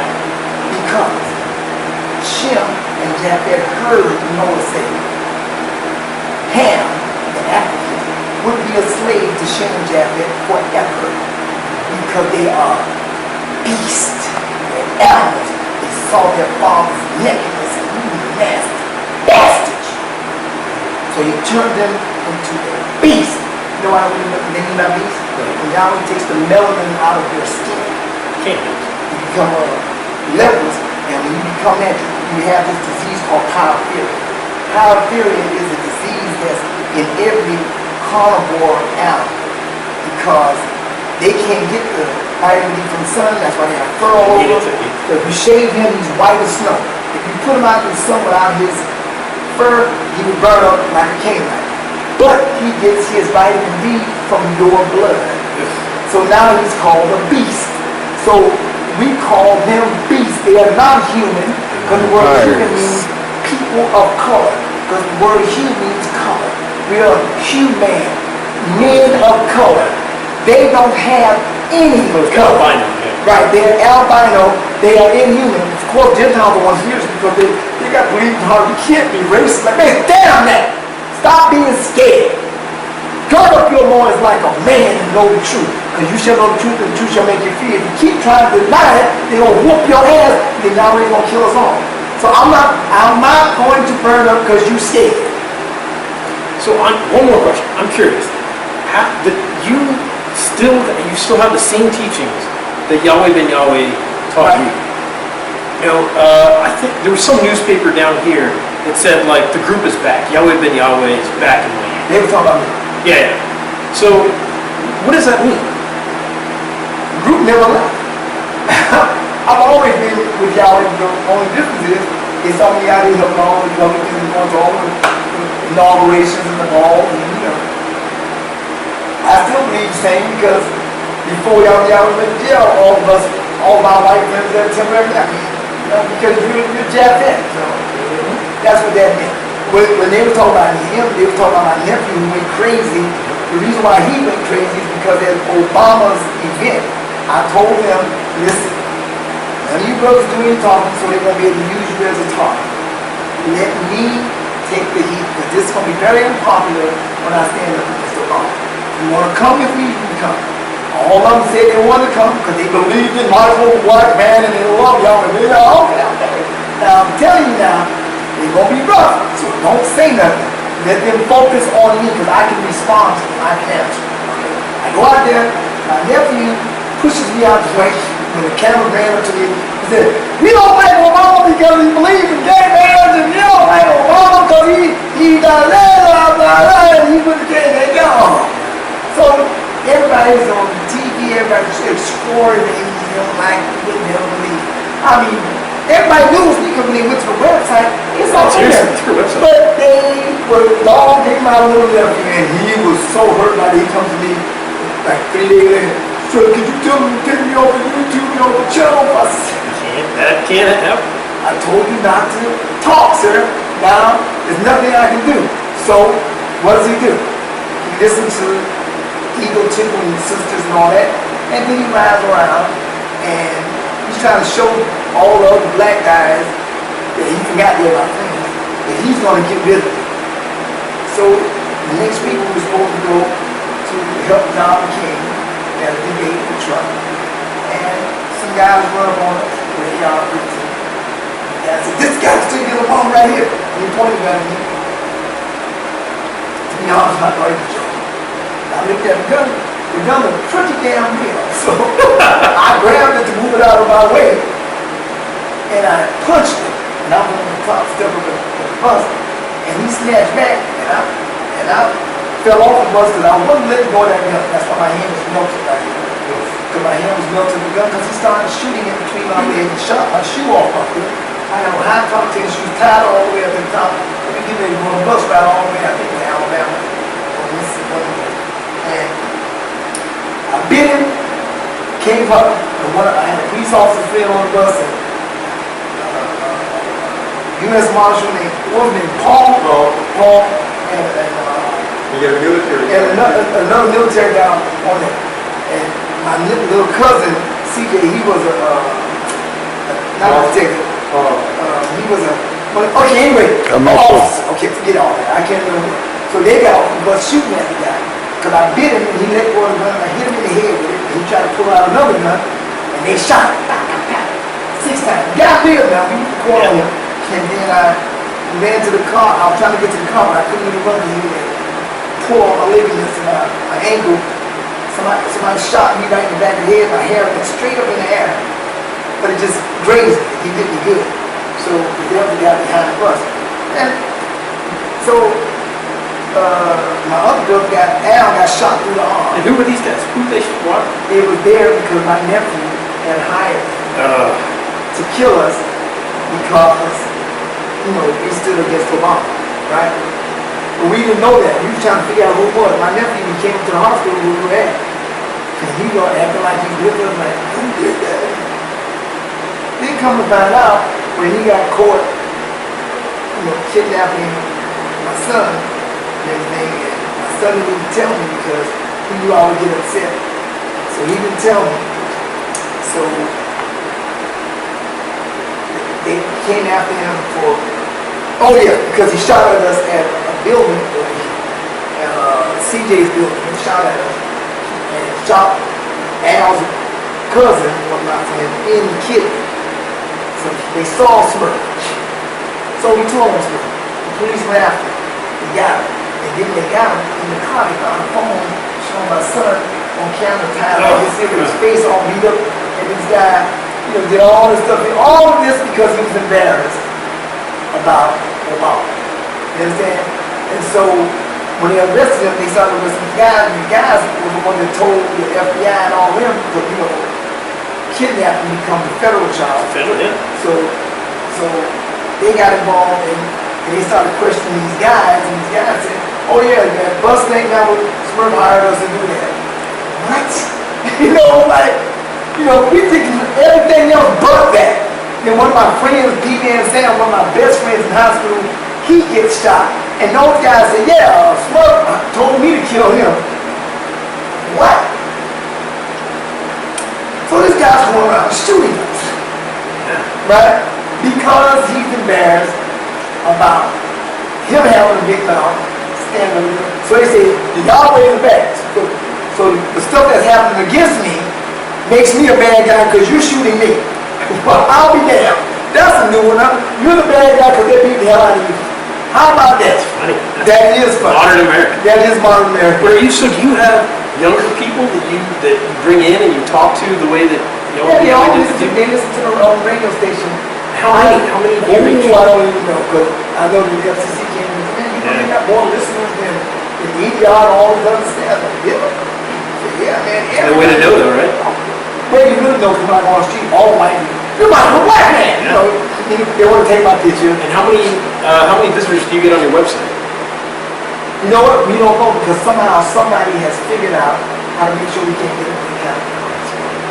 Like, I know that I had 1,700,000,000 the day after. Y'all only on the YouTube video.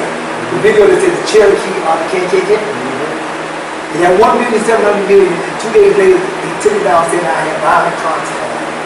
So we put it back on again. Then I got 1,000,000 something, and they took the whole channel down. So we couldn't, so we can't get we can never get, I'm not trying to, I don't care if I get an accurate account, because I'm not a computer. And you're not quantifying, you're not. Right, I'm just saying whether you hear it from there, I don't give a damn. I'm with you, and that's it, because you're my brother. Well, I need to get going because I got a plane. Okay. This has been fascinating. I appreciate you guys. But I want to say one last part. Oh, yeah. As a comment, every white man that shot us was not a white man Gentile. I studied all of them, every last one of them.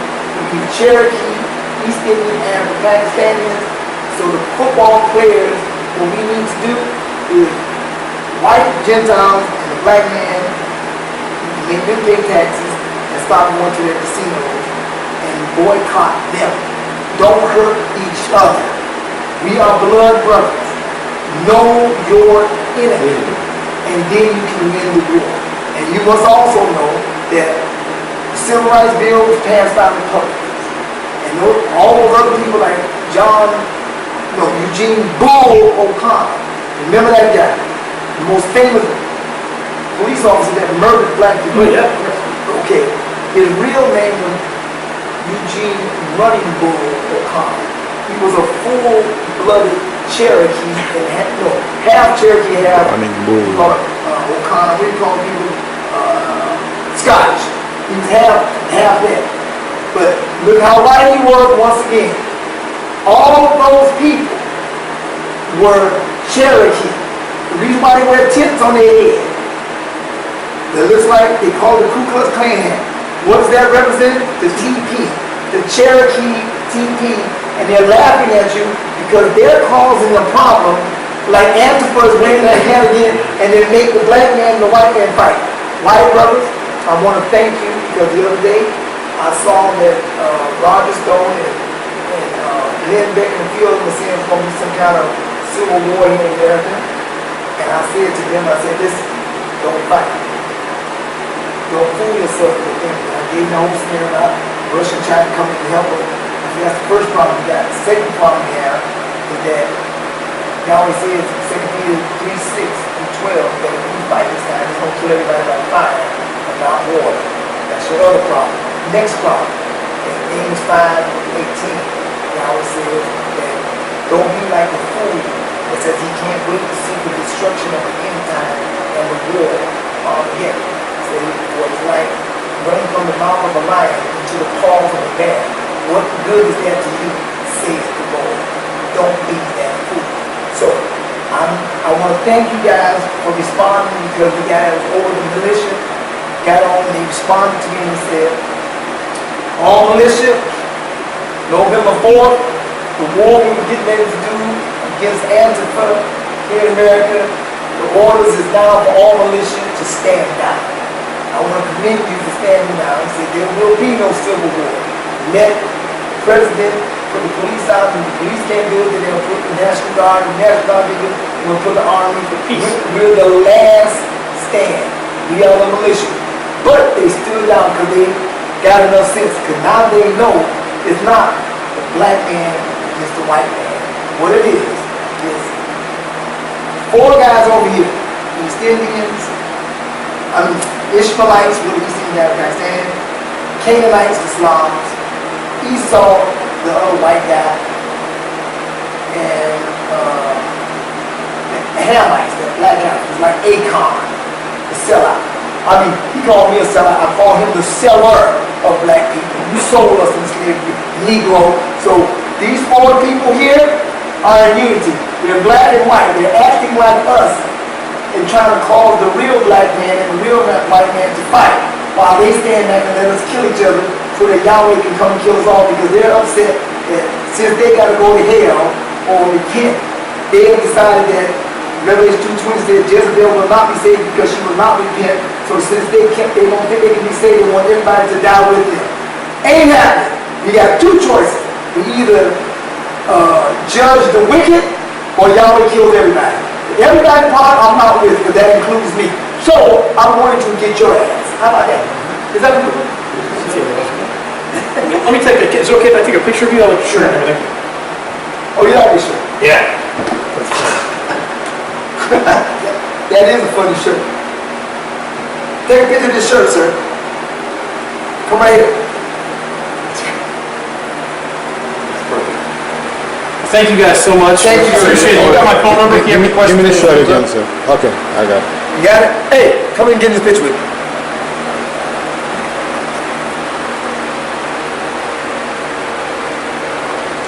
Great smile, Reporter. brothers. All right. Thank you guys. You're welcome, sir. Well, that went from short to long really fast. You're good. Oh, Thank you hey. so much. Look at this real quick, then you can go. I gotta show you this. This is what where is it at there? Get off of there. This is all the brothers here. Mr. Right Mikael. there, that's, I was at an event with, that's Martin Luther King's wife, Dr. Dorothy Harris, Malcolm X's wife, Rosa Parks, lady who couldn't sit on the back of the bus. That's me right there with the arrow on his head. That's Philip Michael Thompson, Michael Bright, Cicely Tyson, the poet lady, Bill Cosby's wife. All the most famous black women were Farrakhan's Khan's wife, Elijah Muhammad's wife, Gladys Knight, all of them. You're connected. No, but, you know, they love Philip Michael Thompson at the time. That's my cousin from Miami, right? But watch this here.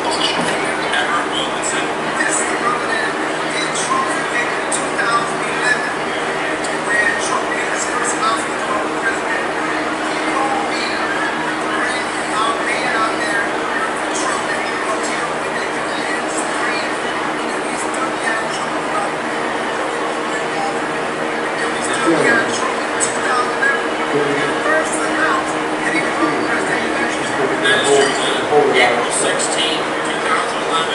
This is the first